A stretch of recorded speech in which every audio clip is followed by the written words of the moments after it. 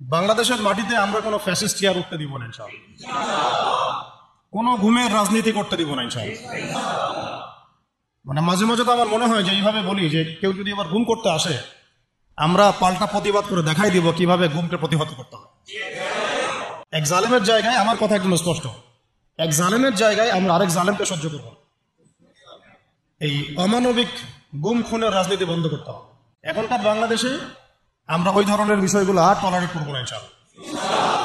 দেখেন, এই অভ্যুত্থানটাকে আমরা এখন একটা বিষয় খেয়াল করছি যে সবাই প্রশংসা নেওয়ার জন্য উঠে পড়ে লেগেছে, সবাই ক্রেডিট নেওয়ার চেষ্টা করছে। আমার ক্রেডিট, আমার ক্রেডিট, আমি মাস্টার মাইন্ড, আমি মাস্টার মাইন্ড। জি না, এখানে মাস্টার মাইন্ড আল্লাহ রাব্বুল আলামিন।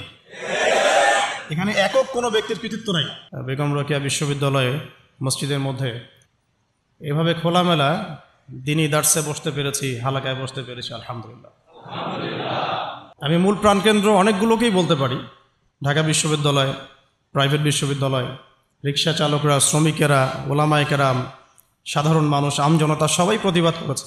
কিন্তু সত্যি কথা কি জানেন, কয়েকটা ঘটনা এই পুরো অভ্যুত্থানের প্রেক্ষাপটটাই পরিবর্তন করে দিয়েছে।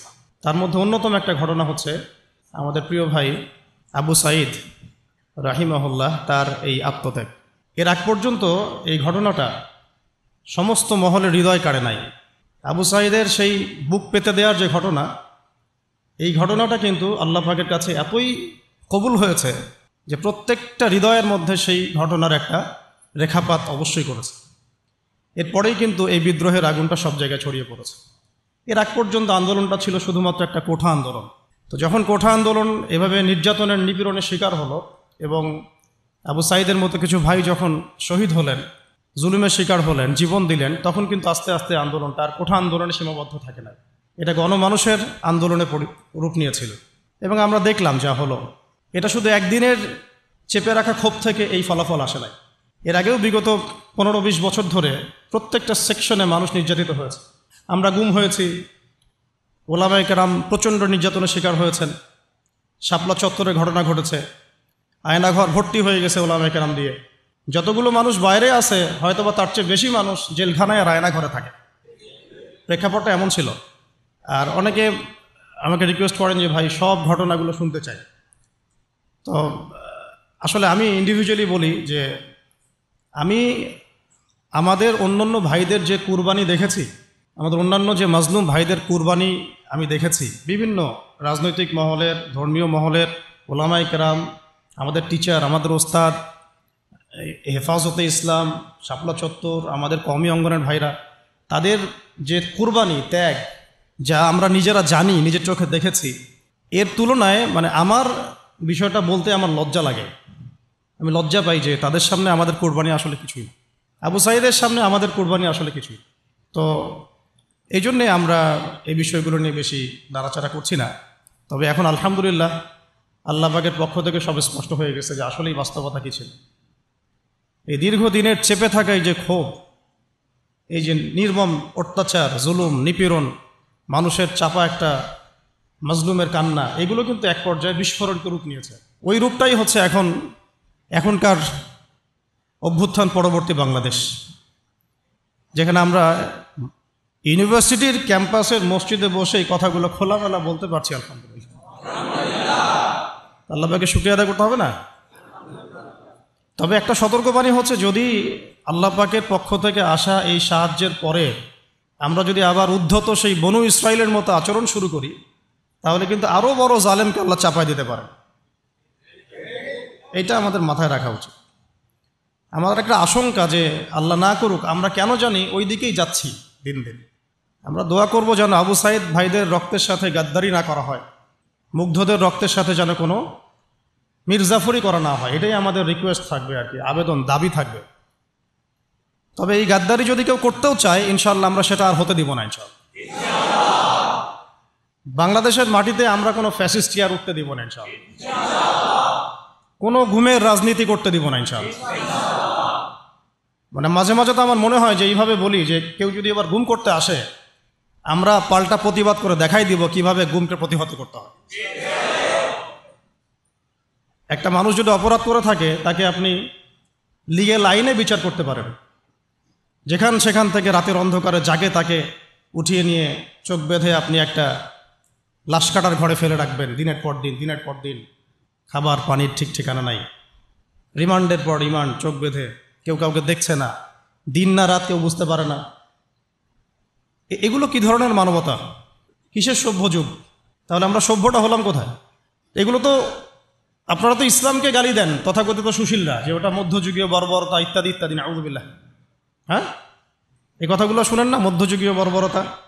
যখন আমরা বলি যে কোরআনের মধ্যে হাত কাটার বিধান আছে, চোরের হাত কাটার বিধান আছে, কোরআনের মধ্যে ব্যভিচার করলে 100টা বেত্রাঘাতের বিধান আছে, বিবাহিত ব্যক্তি যদি ব্যভিচার করে রজমের বিধান আছে, হত্যার বদলে হত্যা আছে, কিসাস, মানে চোখের বদলে চোখ, কানের বদলে কান, হাতের বদলে হাত, দাঁতের বদলে দাঁত, জানের বদলে জান। তারপরে ডাকাতি করলে ডান দিকের হাত বাম দিকের পা কেটে ফেলার বিধান আছে। কেউ যদি নবী সাল্লাল্লাহু আলাইহি ওয়াসাল্লামকে গালি দেয়, শাতেমে রসুল, তাকে মৃত্যুদণ্ড দিতে হবে, বিধান আছে। কেউ যদি ধর্ষণ করে তাকে মৃত্যুদণ্ড দিতে হবে, এই বিধানগুলো আছে। এগুলোর কথা যদি আমরা এখনকার মিডিয়ার টকশোগুলোতে বলি, তাহলে বলবে না এটা মধ্যযুগীয় বর্বরতা? এতদিন শোনেন না এই কথাগুলো আপনারা? তাহলে এই গুম খুনের রাজনীতি আর কোন যুগের বর্বরতা? এটা কোন যুগের বর্বরতা? আধুনিক যুগের বর্বরতা, তাই না? আধুনিক যুগের প্রাচীন বর্বরতা। এগুলো আবু জেহেলদেরকেও ছাড়িয়ে গেছে আর কি। তো আমরা এক জালেমের জায়গায়, আমার কথা একদম স্পষ্ট, এক জালেমের জায়গায় আমরা আরেক জালেমকে সহ্য করব না। এই অমানবিক গুম খুনের রাজনীতি বন্ধ করতে হবে। ছাত্রদের পড়াশোনার উপযুক্ত পরিবেশ নিশ্চিত করতে হবে। পড়াশোনার মধ্যে ইসলামী কারিকুলাম ঢোকাতে হবে। সমস্ত রকম এই যে ট্রান্সজেন্ডার, নোংরামি, ভণ্ডামি, নষ্টামি, এগুলো বন্ধ করতে হবে। এখনকার বাংলাদেশে আমরা ওই ধরনের বিষয়গুলো আর টলারেট করবো না ইনশাআল্লাহ। অনেক হয়েছে, আমি আপনাদেরকে বললে আপনারা চোখের পানি ধরে রাখতে পারবেন না। আমাদের অনেক বোন পর্যন্ত এরকম গুমের এবং হেনস্থার শিকার হয়েছেন, দিনের পর দিন, বছরের পর বছর।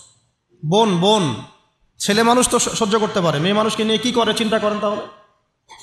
কোনো শায়েখ, কোনো ওস্তাদ 5 বছর থেকেছেন, কেউ 12 বছর থেকেছেন, 12 বছর, কেউ 5 বছর থেকেছেন, কেউ 7 বছর থেকেছেন, কেউ বের হন। উনি বলতেন, আমাদের এক ওস্তাদ বলতেন যে আমার এক পা তো জেলখানা আর এক পা তো বাইরে, মানে যায় আর আসে। তো তাদের তো পরিবার আছে, তাদের স্ত্রী আছে, সন্তান আছে, ছোট ছোট ছেলে মেয়ে আছে, তারা কি মানুষ ছিল না? দেখেন, এই অভ্যুত্থানটাকে আমরা এখন একটা বিষয় খেয়াল করছি যে সবাই প্রশংসা নেওয়ার জন্য উঠে পড়ে লেগেছে, সবাই ক্রেডিট নেওয়ার চেষ্টা করছে। আমার ক্রেডিট, আমি মাস্টার মাইন্ড। জি না, এখানে মাস্টার মাইন্ড আল্লাহ রাব্বুল আলামিন। এখানে একক কোনো ব্যক্তির কৃতিত্ব নাই।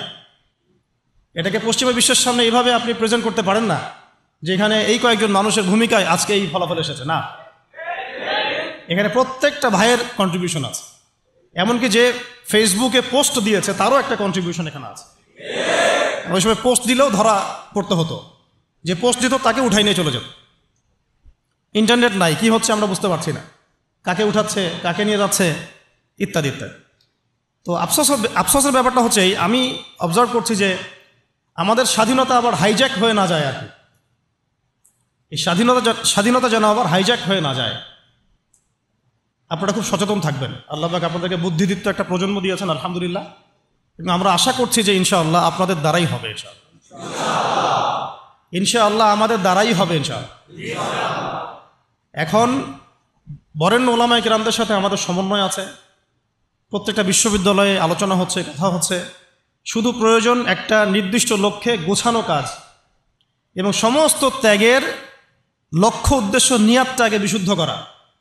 কোনো দুনিয়াবি স্বার্থে আমরা এই কাজগুলো করব না, শুধুমাত্র এক আল্লাহর সন্তুষ্টির জন্য করবো ইনশাআল্লাহ। কোনো দুনিয়াবি মানে স্বার্থ হাসিলের উদ্দেশ্যে আমরা এই সংগ্রামে লিপ্ত হব না, বরং আমরা আল্লাহ পাকের জমিনে আল্লাহর দ্বীন প্রতিষ্ঠার সংগ্রামে লিপ্ত হব ইনশাআল্লাহ। এখানে যে ভাইরা যে ব্যানারে কাজ করতেছেন করুক, যে কোনো ব্যানারে কাজ করতেছেন করুক, উদ্দেশ্য থাকবে একটাই, যে আমরা সবাই চাই আল্লাহ পাকের জমিনে আল্লাহর দ্বীন প্রতিষ্ঠা হোক। এটা প্রতিষ্ঠা না হলে যত পশ্চিমা তন্ত্রমন্ত্র আছে, আপনারা আমার চেয়ে অনেক ভালো জানেন, এই কমিউনিজমের কথাই বলেন, সোকল্ড এই ডেমোক্রেসির কথাই বলেন, সেকুলারিজমের কথাই বলেন, যত মতবাদ, এগুলো চূড়ান্ত সফলতা এবং চূড়ান্ত জাস্টিস আপনাকে কখনো দিবে না। এগুলো দিন শেষে দেখবেন যে ওই জালেমের পক্ষেই রায় প্রদান করার জন্যে এটা একটা ম্যানমেড তন্ত্রমন্ত্র। এই যে মেয়েটার কথা বলছি, ও তখন অনেক ছোট, আমার সাথে ওর খুব, ও আমার ছেলে তো খুব,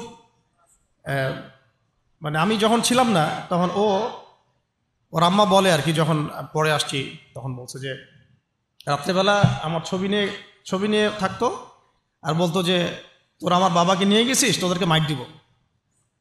এই ইমোশনগুলো কি আপনারা বুঝতে পারবেন? কেউ বুঝতে পারবেন? এরকম আমাদের অনেক ভাই 5 বছর 7 বছর, কেউ তো এমন হয়েছে 10 বছর ওখানেই ওই অবস্থায়, তারপরে তাকে ওই ক্রসফায়ার দিয়ে মাটির তলে পুঁতে ফেলাই দিয়েছে, শেষ। একটা কথা বলতে চাচ্ছি যে এখানে আমরা ক্রেডিট নেওয়ার জন্য কেউ যেন প্রতিযোগিতায় লিপ্ত না হই।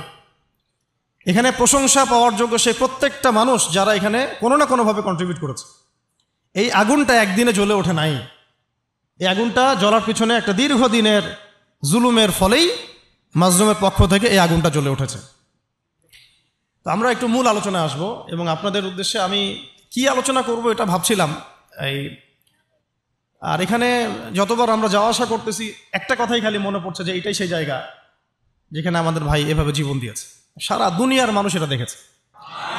এখন আসেন মূল আলোচনায় আসি। আমরা আপনাদেরকে একটা মেসেজ দিতে চাই। জীবন দেয়ার ইতিহাস, একটা কথা খুব চর্চিত হচ্ছে যে আমাদের ভাই আবু সাঈদ রাহিমাহুল্লাহ তিনি একটা মহাকাব্য রচনা করেছেন। এই কথাটা কিন্তু বিশ্ব প্রেক্ষাপটে বলা হয়েছে না? কিন্তু এইরকম মহাকাব্য পবিত্র কোরআনে এবং হাদিসে এবং নবী সাল্লাল্লাহু আলাইহি ওয়াসাল্লামের সিরাতে এরকম অগণিত মহাকাব্যের ঘটনা আছে। কিন্তু আমাদের কথা বলার উদ্দেশ্য হচ্ছে এই জীবন বিসর্জন যেন বিফলে না চলে যায়, তার জন্য বিফলে না, বরং এই জাতির জন্য যেন বিফলে না চলে যায়। কেউ যেন আমাদের ভাইদের রক্তের উপর সিঁড়ি বানিয়ে তার স্বার্থ উদ্ধারের মঞ্চ তৈরি করতে না পারে। এটাই আমাদের মূল আলোচনা। আপনাদেরকে শুরুটা বলছি এখান থেকে। দেখুন, আজকে থেকে হয়তো হাজার হাজার বছর আগে, আমি খালি পয়েন্টগুলো একটু টাচ করে যাব, বাকিটা আপনারা পড়বেন, বাসায় গিয়ে স্টাডি পড়বেন ইনশাআল্লাহ আরও অনেক জ্ঞান আপনারা হাসিল করতে পারবেন ইনশাআল্লাহ। আমি শুধু জাস্ট পয়েন্টগুলোকে আপনাদেরকে ধরাই দিব, বাকি পড়াশোনা আপনাদেরকে করতে হবে। হাজার হাজার বছর আগে এরকম জীবন দিয়ে মহাকাব্য রচনার একটা ইতিহাস হয়েছিল। প্রথম এই ইতিহাস রচনা করেছিলেন আদম আলাইহিস সালামের পুত্র হাবিল। আদম আলাইহিস সালামের পুত্র হাবিল, সূরা মাঈদার মধ্যে পাবেন, পড়ে নিয়েন। কিসের কারণে হাবিলের কুরবানি কবুল হচ্ছে, কাবিলের কুরবানি কবুল হচ্ছে না? কাবিল হাবিলের প্রতি প্রচণ্ড হিংসাত্মক, যদিও সে নবীর সন্তান। শয়তান এখানেই কাজ করে ভাইয়ে ভাইয়ের মধ্যে। এখনও যেটা হয়ে গেল বাংলাদেশে, আমরা কিন্তু সবাই কালিমা পড়া মুসলমান, তারপরেও কিন্তু একে অপরের বিরুদ্ধেই দাঁড়াতে হলো। হিংসা, জুলুম, বিদ্বেষ, অনেক কারণ থাকে মাঝখানে কনফ্লিক্টের, এটা ক্রাইসিস অফ কনফ্লিক্ট।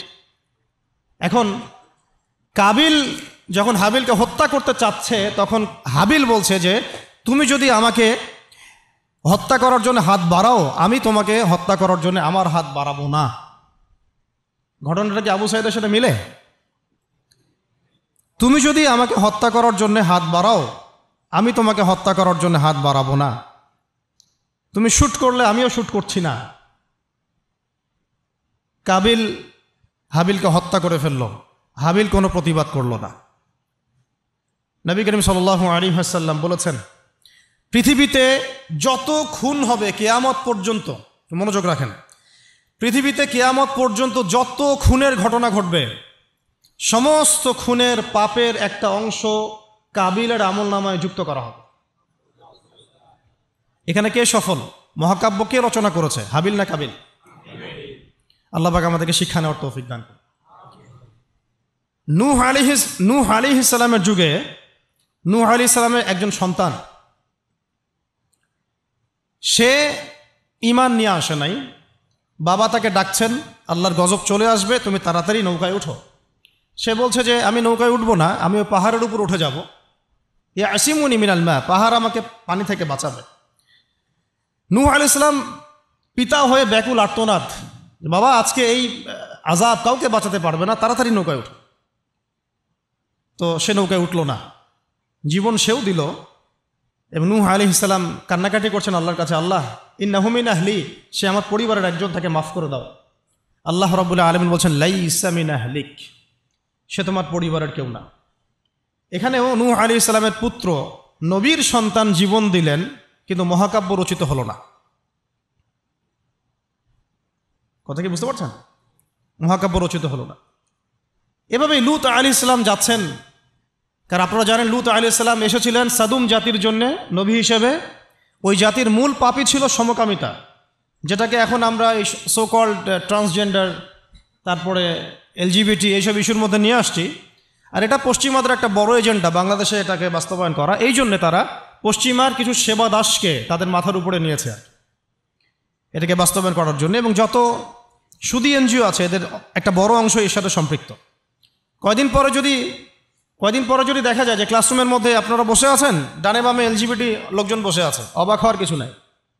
ওইদিকেই জাতিকে নিয়ে যাওয়ার চেষ্টা তারা করছে, কিন্তু ইনশাআল্লাহ আমরা সেটা হতে দিব না।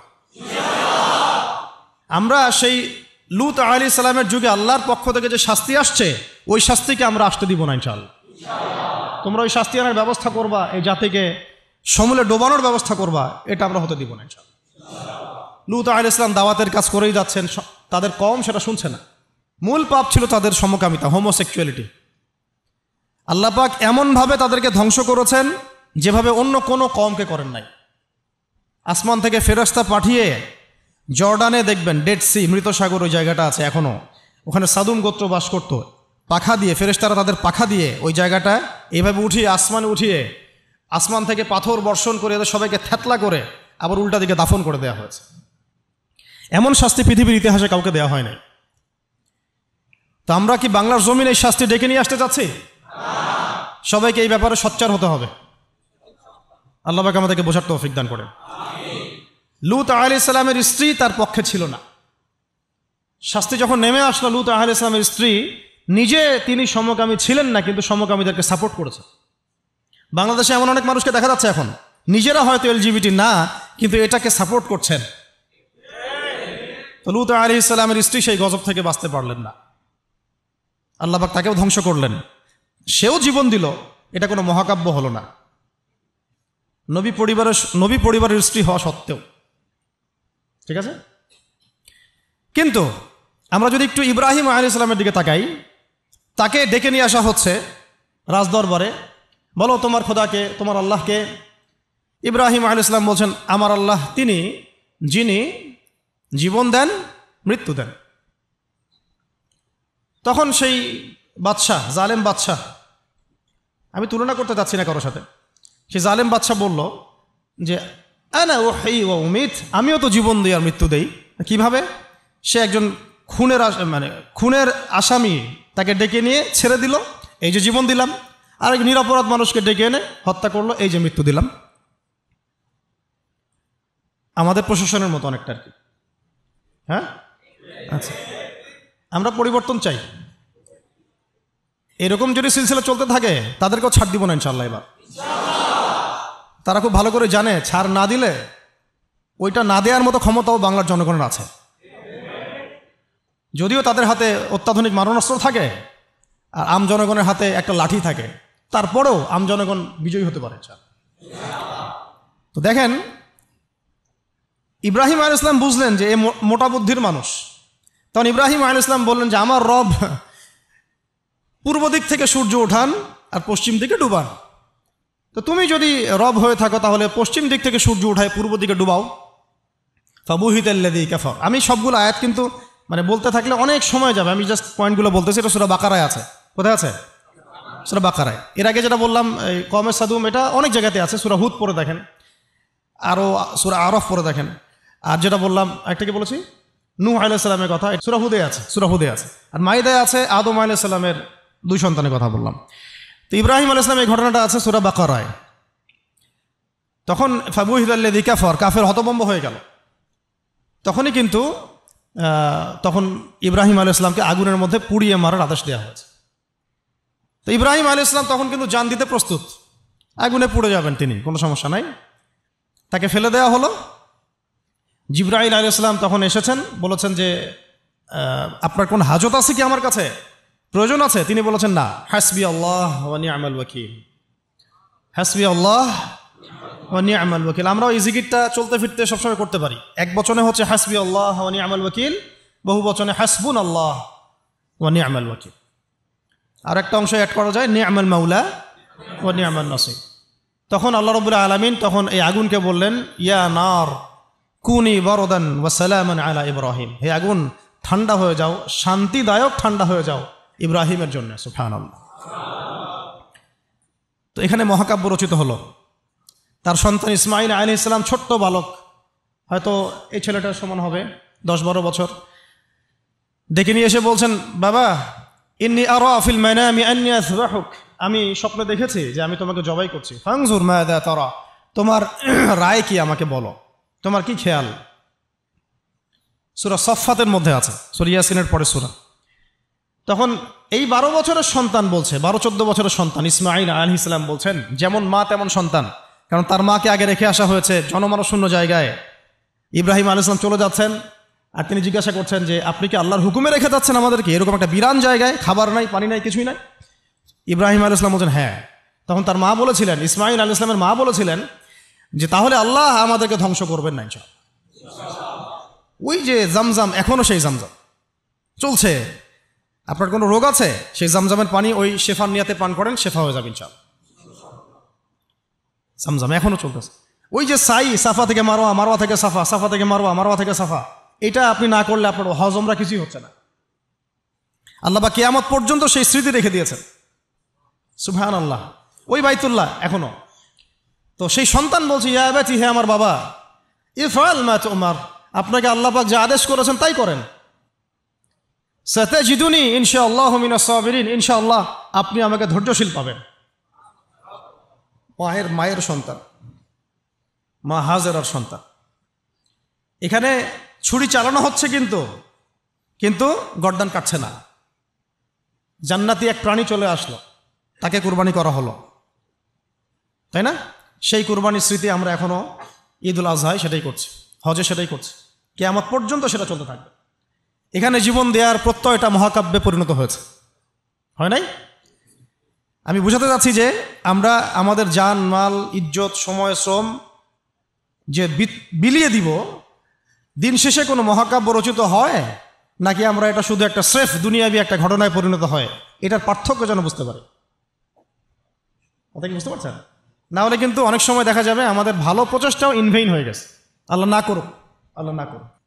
সূরা ইউসুফ পড়েন, ওখানেও দেখবেন ভাইয়েরা ষড়যন্ত্র করে ভাইকে কুয়ায় ফেলে দিল, নির্দোষ নিরপরাধ। যেমন নির্দোষ নিরপরাধ বহু মানুষকে তুলে নিয়ে পড়া আয়না ঘরে ফেলে দিয়েছেন। একেবারে নির্দোষ, একেবারেই নিরপরাধ, না কারো ডানে আছে না কারো বামে আছে। কিছু মানুষ অনলাইনে ভাইব সৃষ্টি করে দিল যে ওরা হচ্ছে জঙ্গি, ওরা হচ্ছে খারেজি, ওরা হচ্ছে উগ্রবাদী, ওরা হচ্ছে কি আদনানি গোষ্ঠী, হ্যাঁ, এইসব শব্দ আসছে না? এই মানুষগুলোর জন্য আমাদেরকে হ্যারাসমেন্টটা পোহাতে হচ্ছে। এখানে আমি বলি না যে সরাসরি তাগুত দায়ী, ওদের তো একটা সিলসিলা আছেই, যারা এই কয়েকটা ওয়ার্ড ইউজ করে ওদেরকে ট্রেস করা। যেমন ইসলাম কায়েম, আল্লাহর জমিন আল্লাহর দিন কায়েম, ইসলামী শরিয়া প্রতিষ্ঠা, খেলাফত প্রতিষ্ঠা, দাওয়াতের সাথে জিহাদ, এই যে কিছু ট্রেসিং ওয়ার্ড আছে আর কি। তারা মনে করে এই ওয়ার্ডসগুলো যারা ইউজ করে তারা মনে হয় এলিয়েন, তারা মনে হয় এলিয়েন, তারা ইসলামের কিছুই বুঝে না, আমরাই সব বুঝি। এরা হচ্ছে একটা নতুন ইসলাম শিখাচ্ছে নাকি, এটা নাকি একটা উগ্রবাদী ইসলাম, নাউযুবিল্লাহ। অথচ এই শব্দগুলো নবী সাল্লাল্লাহু আলাইহি ওয়াসাল্লাম আমল করে দেখান নাই। নবী সাল্লাল্লাহু আলাইহি ওয়াসাল্লাম আল্লাহর জমিন আল্লাহর দিন কায়েম করেন নাই, তিনি দাওয়াতের সাথে জিহাদ করেন নাই, তিনি কি ইসলামী খিলাফা কায়েম করেন নাই? হ্যাঁ, তিনি কি কাফের মুশরিকদের সাথে এই বদর উহুদ খন্দকে ছিলেন না? তিনি কি শাহাদাতের তামান্না মানুষের মধ্যে ঢুকান নাই, জাগ্রত করেন নাই? তো তারা চায় এমন ইসলাম যে ইসলামটা পশ্চিমাদের সিলেবাস ভুক্ত, পশ্চিমাদের মানে অথরিটি থেকে মানে রেজুলেশন পাস করা ইসলাম তারা চাপিয়ে দিতে চায়। কথা বুঝতে পারছেন? পশ্চিমাদের বুঝ অনুযায়ী ওদের রেজুলেশনে পাস হওয়া ইসলাম তারা বাংলার জমিনে পাস করতে চায়। সিরাতের ইসলাম তারা সহ্য করতে পারে না। কোরআনের, সুন্নার এবং সিরাত কেন্দ্রিক যে প্রকৃত ইসলাম এবং পূর্ণাঙ্গ ইসলাম, এটা তারা সহ্য করতে পারে না। দেখেন বাংলাদেশে এই যে কনফ্লিক্টটা হলো, এটাও তো একটা কনফ্লিক্ট হয়েছে, তাই না? এখানে আমাদের ভাইরা যেমন জীবনও দিয়েছে, তাদের পক্ষের কিছু ভাই কি মারা যায় নাই? তারা কি ছাত্র জনতার হাতে মরে নাই? বলেন। দেখেন, গণতান্ত্রিক ভাষায় এটাকে নিয়ে কিন্তু কেউ সমালোচনা করতেছে না, করতেছে? কিন্তু এইটাই যদি আমরা বলতাম যে সিরাতের আলোকে নবী সাল্লাল্লাহু আলাইহি ওয়াসাল্লাম দাওয়াতও দিয়েছেন, ক্ষেত্র বিশেষে জিহাদও করেছেন, তখন আমাদেরকে উঠাই নিয়ে চলে যাবে। সেম জিনিস। আপনি তো কনফ্লিক্টেই গেলেন, এখানেও তো মারলেন, এখানেও মরলেন। আমরা বলছি না যে এই মুসলিম কান্ট্রিতে, বাংলাদেশের এই চলমান প্রেক্ষাপটে, এই কান্ট্রিতে ওই রকম সশস্ত্র জিহাদের প্রেক্ষাপট তৈরি হয়েছে, এটা আমরা বলবো না, বললে ভুল হবে। এরকম প্রেক্ষাপট বাংলাদেশে এখনো তৈরি হয় নাই, এখন তৈরি হয় নাই। হ্যাঁ, যদি কোনো কুফার আমাদেরকে অ্যাটাক করে তখন তৈরি হবে, ঠিক আছে? আমরা চাচ্ছি না এটার জন্য কেউ প্রত্যাশী থাকুক, এটাও ঠিক না। কিন্তু বাংলাদেশে ওই প্রেক্ষাপট তৈরি হয়নি। কিন্তু সিরাতের পুরো বিষয়টা মানুষের মধ্যে জানা দরকার আছে না নাই? যেমন বাংলাদেশের মানুষ নামাজ শব্দ চিনে, রোজা শব্দ চিনে, হজ জাকাত এতটুকু চিনে, কিন্তু এরা শরিয়া আইন বুঝে না, খিলাফা বুঝে না, দাওয়াত জিহাদ এগুলো বুঝে না, তাই না? আমর বিল মারুফ নাহি আনিল মুনকার অনেকে বুঝে না, পূর্ণাঙ্গ ইসলাম ইকামত দিন এটা তারা বুঝে না। কিন্তু নামাজ শব্দ তারা পরিচিত, চোরের হাত কাটতে হবে এটা তারা পরিচিত। আর কিছু মানুষ আছে যারা শরিয়া চায় না এই কারণেই যে শরিয়া যদি বাস্তবায়িত হয় তাহলে তারাই ব্যক্তি জীবনে পাপ করতে পারবে না, এই জন্য তারা শরিয়া চায়। সে তো নিজেই চোর, সে তো চাইবে না যে হাত কাটার বিধান চালু হোক। সে তো নিজেই দুর্নীতিবাজ, ও তো চাবে না যে এটা চালু হোক। এই আর কি, সবাই জেনা করতে চাচ্ছে, সবাই সুদ খাইতে চাচ্ছে, তাহলে এগুলো চালু হলে তো সমস্যা। তো মূল প্রসঙ্গে আসি যে দেখুন, পশ্চিমাদের এই বোঝানো এবং শেখানো ইসলাম প্রকৃত ইসলাম নয়, কশ্চিনকালেও নয়। প্রকৃত ইসলাম সেটাই যেটা কোরআনে থাকবে, হাদিসে থাকবে এবং নবী সাল্লাল্লাহু আলাইহি ওয়াসাল্লামের সিরাতের মধ্যে থাকবে, এবং যার উপরে সাহাবায়ে কেরাম আমল করে দেখিয়েছেন সেটাই প্রকৃত ইসলাম। নতুন করে কোনো মডারেশন অফ ইসলামের কোনো সুযোগ নাই। আমরা খুব আফসোসের সাথে লক্ষ্য করছি যে কিছু মডারেট ইসলামপন্থীদেরকে পশ্চিমারা মাথার উপর উঠাচ্ছে এখন, তাদেরকে আবার এমনভাবে রিপ্রেজেন্ট করতেছে মনে এরাই ইসলাম বুঝে, আমরা আর কিছুই বুঝি না। তা আসেন আমার সাথে লাইভ ডিবেটে বসেন না, আমার সাথে পুরো জাতির সামনে লাইভ ডিবেটে বসেন। এই যে কিছু বাউল মার্কা, লালন মার্কা ইসলাম যে প্রচার করতেছেন, এগুলো যে একেবারে সারাসার যে এগুলো একটা বিভ্রান্তি, গোমরাহি এবং পথভ্রষ্টতা, এটা নিয়ে তাহলে পুরো জাতির সামনে বসেন আমাদের সাথে। যদি জাতির সামনে বসতে লজ্জা পান তাহলে মাদ্রাসায় এসে বসেন, আমরা বুঝাই।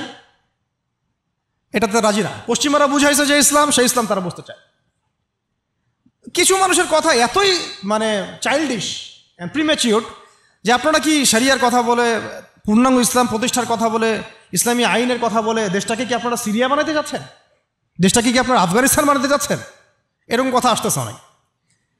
তো সিরিয়া কি মুসলমানদের হাতে এই অবস্থা হয়েছে, নাকি সিরিয়া পশ্চিমাদের হাতে অবস্থা হয়েছে? উত্তর দেন। সিরিয়ার গৃহযুদ্ধটা কি মুসলমানরা লাগাইছে, না এই গৃহযুদ্ধের পিছনে পশ্চিমাদের এখানে ষড়যন্ত্র ছিল? আফগানিস্তানের এই ব্যাটেল কি আফগানিস্তানের মানুষ নিজেরা লাগাইছে, না পশ্চিমারা এসে এখানে মাথা ঢুকাইছে তারপরেই শুরু হয়েছে? রাশিয়ানরা যখন এখানে আসছিল এই আফগান কন্টিনেন্টে, তখন তারা অস্ত্র হাতে নিতে বাধ্য হয়েছে। পশ্চিমার আমেরিকা যখন আসছে, ন্যাটো যখন আসছে, তখন তারা আবার অস্ত্র হাতে নিতে বাধ্য হয়েছে। তা এখানে কি এই কনফ্লিক্ট, এই ক্রাইসিসের জন্য কি মুসলিমরা দায়ী? তাহলে এই কথা বলেই বা কি প্রমাণ করতে যাচ্ছে? তো ওরা যদি কোনো জাতির মধ্যে বিভাজন সৃষ্টি করতে চায়, বিশৃঙ্খলা সৃষ্টি করতে চায় এবং গলদ ইসলাম প্রতিষ্ঠা করতে চায়, আদর্শের খেলাফ কোনো আদর্শ বাস্তবায়ন করতে চায়, তখন কি সেই জাতির লোকেদের অধিকার নাই এটা নিয়ে কথা বলার, এটা নিয়ে প্রতিবাদ করার? এবং তারা যদি সামরিক হস্তক্ষেপ করে তখন কি ওই জাতির উপর ওয়াজিব না ওদেরকেও সামরিকভাবে ডিফেন্ড করা? নাকি ওই সময় আমরা দাওয়াতের কথা বলবো? আমাকে বলেন, আপনারা কি ফিলিস্তিনে এখন দাওয়াতের কথা বলবেন? ফিলিস্তিনের যে অবস্থা, গাজার যে অবস্থা, ওখানে কি আপনি শুধু দাওয়াত আর তাবলিগের মেহনত করবেন? বলেন তো।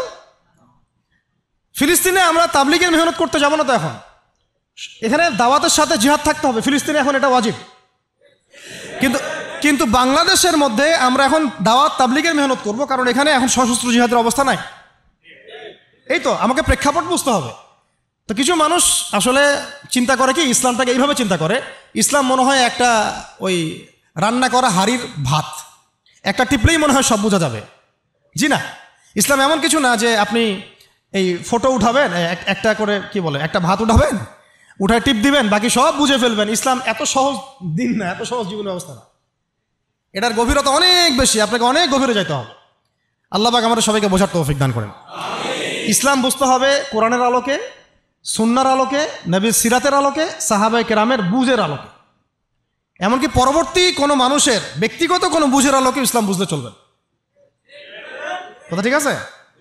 এখন আসেন ওই অনেক ভিতরে চলে যাচ্ছি আবার। এই ইউসুফ আলাইহিস সালামকে গর্তে ফেলছে কি ভাইরা না? তারপরে তিনি আল্লাহ পাক তাকে সম্মানিত করে রাজ দরবারে নিয়ে যান নাই?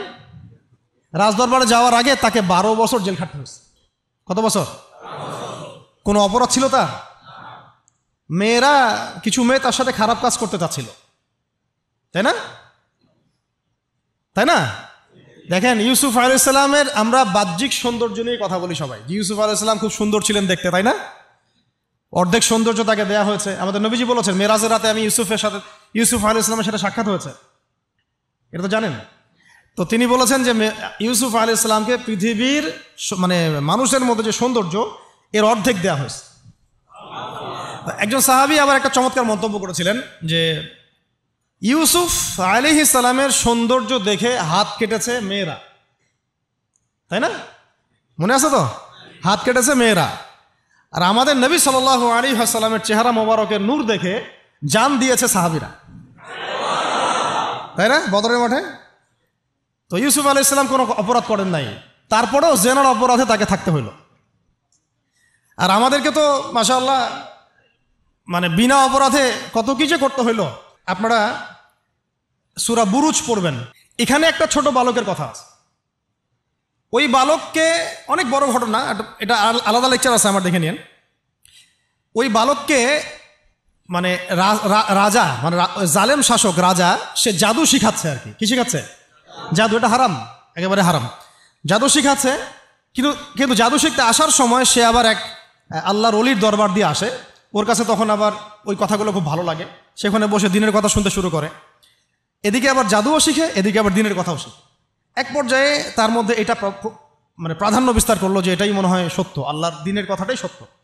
একদিন রাস্তায় যাওয়ার সময় হঠাৎ একটা প্রাণী, মানে বিভৎস একটা প্রাণীর দেখা মিলছে, কেউ রাস্তা থেকে সরাইতে পারে না। তখন সে চিন্তা করলো যে আজকে আমি পরখ করে দেখবো যে এই জাদুকরের এলেমটা বেশি কার্যকর না আল্লাহর ওলির এলেমটা বেশি কার্যকর। সে একটা পাথর নিয়ে নিক্ষেপ করে বলল, যদি হে আল্লাহ, আল্লাহর ওলি তোমার কাছে, এই পাদ্রী বুজুর্গ তোমার কাছে বেশি মাকবুল হয়, তাহলে আজকে এই ঢিলের ওসিলায় তুমি এই প্রাণীটাকে মেরে ফেলো। তো ওই ঢিল দেওয়ার সাথে সাথেই প্রাণী মারা গেছে। তো তখন সে মাশাআল্লাহ ইসলাম কবুল করে ভিতরে, কিন্তু প্রকাশ করে না। পরে যখন প্রকাশ হয়ে যায় তখন তাকে মেরে ফেলার জন্যে, আমি শর্টকাটে বলতেছি, ওই শাসক কী করলো, ওর সেনাবাহিনীকে লেলিয়ে দিল, ওকে নিয়ে যাও পাহাড়ের উপর থেকে ফেলে দিবা। পাহাড়ের উপরে উঠেছে, সে ফেলাই দিবে তাকে। তখন সে একটা দোয়া পড়লো, আল্লাহুম্মা কফিনিহিম বিমা শি'তা। দোয়াটা শিখে নেবেন, আল্লাহুম্মা কফিনিহিম বিমা শি'তা। আমরা এই দোয়াগুলো করতাম, আল্লাহুম্মা কফিনিহিম বিমা শি'তা, আল্লাহুম্মা ইন্না নাজআলুকা ফি নুহুরিহিম ওয়া নাউযু বিকা মিন শুরুরিহিম, ইয়া মুনজিলাল কিতাব সারিআল হিসাব ইহজিমুল আহজাব, আল্লাহুম্মা হজিমহুম ওয়া জালজিলহুম। এগুলোর যে ইফেক্ট এটা আমরা নিজের চোখেই দেখেছি, ঠিক আছে? এই দোয়াগুলো শিখবেন। তো সে দোয়া করলো আল্লাহুম্মা কফিনিহিম বিমা শি'তা। তো তাকে তো ফেলাতে পারলোই না, বরং ওরাই নিচে পড়ে গেছে। সে হেঁটে হেঁটে রাজদরবারে আসছে, কি হলো, তোমাকে মারতে পাঠালাম, কি সমস্যা, কিভাবে আসলা? এইভাবে। আবার পাঠাইছে সেনাবাহিনী, যাও একে সমুদ্রের মাঝখান থেকে ফেলে দিবা, পুরো সাগর থেকে ফেলে দিবা। ওই সাগরের মাঝখানে নিয়ে যাওয়া হলো, ওখানেও সে আবার দোয়া করছে আল্লাহুম্মা কফিনিহিম বিমা শি'তা। সাগরে ঝড় ওঠা শুরু হলো, ওর সেনাবাহিনী পড়ে গেছে, সে আবার সেফ অ্যান্ড সাউন্ড চলে আসলো রাজদরবারে। কি সমস্যা হে তোমার, তোমাকে মারা যাচ্ছে না কেন? এই ছেলেটাকে বাদশা বলতেছে যে তুমি কে হে, মারা যাচ্ছে না কেন? তো সে বলছে, দেখেন আপনি যদি আমাকে মারতেই চান তাহলে আমি যেটা বলি সেটা করেন। আচ্ছা কি সেটা? আপনি রাজ্যের সমস্ত মানুষকে জড়ো করেন, করে আমাকে খেজুর গাছের সাথে বেঁধে দিবেন, দিয়ে আমার ধনুক থেকে একটা তীর বের করবেন, তীরটা বের করে সবার সামনে এইভাবে নিশানা লাগায় বলবেন বিসমিল্লাহি রব্বি হাযাল গোলাম। মানে হচ্ছে আমি এই ছেলেটার রবের নামে তীর নিক্ষেপ করছি। কি বুঝলেন? আমি এই ছেলেটার রবের নামে তীর নিক্ষেপ করছি। তো রাজা তো ব্যাস, যারা একটু ক্ষমতাশীল হয় তারা একটু মোটা বুদ্ধির হয়, তো তারা এই কাজই করলো, সমস্ত লোকজনকে জড়ো করে বিসমিল্লাহি রব্বি হাযাল গোলাম নিক্ষেপ করলো। ছেলেটার হাদিসের মধ্যে আসছে ছেলেটার এই জায়গায় তীর ঢুকে দিক দিয়ে বের হয়ে গেছে, তো সে শহীদ হয়ে গেছে আলহামদুলিল্লাহ। এমন এই দৃশ্যটা দেখার পরে ওইখানে উপস্থিত সব মানুষ ইনস্ট্যান্ট দেন লা ইলাহা ইল্লাল্লাহ এটা সাক্ষী দিয়ে মুসলিম হয়ে গেছে। তাহলে মহাকাব্য রচিত হলো তো। তখন এই রাজা তো মাথা খারাপ, আরে একজনকে নিয়ে পারি না এবার সবাই। তখন ওইখানেই গর্ত খোঁড়া হয়েছে, গর্ত খুঁড়ে সবাইকে আগুনের মধ্যে নিক্ষেপ করা হয়েছে। এই ঘটনার নাম আসহাবুল উখদুদ। আসহাবুল সূরা বুরুজের মধ্যে পাবেন। মহাকাব্য রচিত হয় নাই। ওই সময় এক মায়ের একটা সন্তান, হ্যাঁ, মা লাফ দিবে আগুনে, কিন্তু সন্তান আছে, সে হেজিটেট ফিল করতেছে। ওই যে সন্তান, এই দুধের বাচ্চা তখন কথা বলে ওঠে যে মা তুমি চিন্তা করো না, মা তুমি চিন্তা করো না, তুমি লাফিয়ে পড়ো আগুনে, ইনশাল্লাহ আগুনের পরেই জান্নাত আছে। তো এরকম ঘটনা আরও ঘটছে। ফেরাউনের স্ত্রী, ফেরাউনের দাসী, ওই যে আসিয়া, নাম মনে আছে তো? অনেকে আসিয়া আবার অনেকে অন্য নামও বলে। তার সন্তানকে এভাবে গরম তেলে ফেলে দেওয়া হয়েছিল এবং তাদের সেই যে মাকবারা, কবর, সেখান থেকে নবী সাল্লাল্লাহু আলাইহি ওয়াসাল্লাম তার যে জান্নাতের ঘর, আল্লাহ পাক তাকে জান্নাতের ঘর দিয়েছেন, ওই ঘরের যে ঘ্রাণ, এটা নবী সাল্লাল্লাহু আলাইহি ওয়াসাল্লাম মেরাজের রাতে পেয়ে এসেছেন। সুবহানাল্লাহ। ফেরাউনের দাসী মহাকাব্য রচনা করেছেন। আসহাবুল উখদুদের এই বালক মহাকাব্য রচনা করেছেন। ওই উখদুদের সেই মানুষগুলো মহাকাব্য রচনা করেছেন, তারাও জীবন দিয়েছেন, তাদের জীবন দেওয়া ব্যর্থ হয় নাই। হয়েছে না? এরকম আরও অনেক হিস্ট্রি আছে, একটা একটা করে বলতে গেলে অনেক। একটা কথা মনে পড়লো যে সূরা ইয়াসিন আপনারা পড়েন না অনেকেই? সবাই সকালবেলা সূরা ইয়াসিন পড়বেন, আমলটা করবেন। ফজরের নামাজের পরে সূরা ইয়াসিন পড়ার অভ্যাস করেন। আমি তো বলি সূরা ইয়াসিন মুখস্থ করে ফেলেন। কিছু কিছু বিষয়ে নবীজি চাইতেন যে উম্মার কলিজার মধ্যে থাক।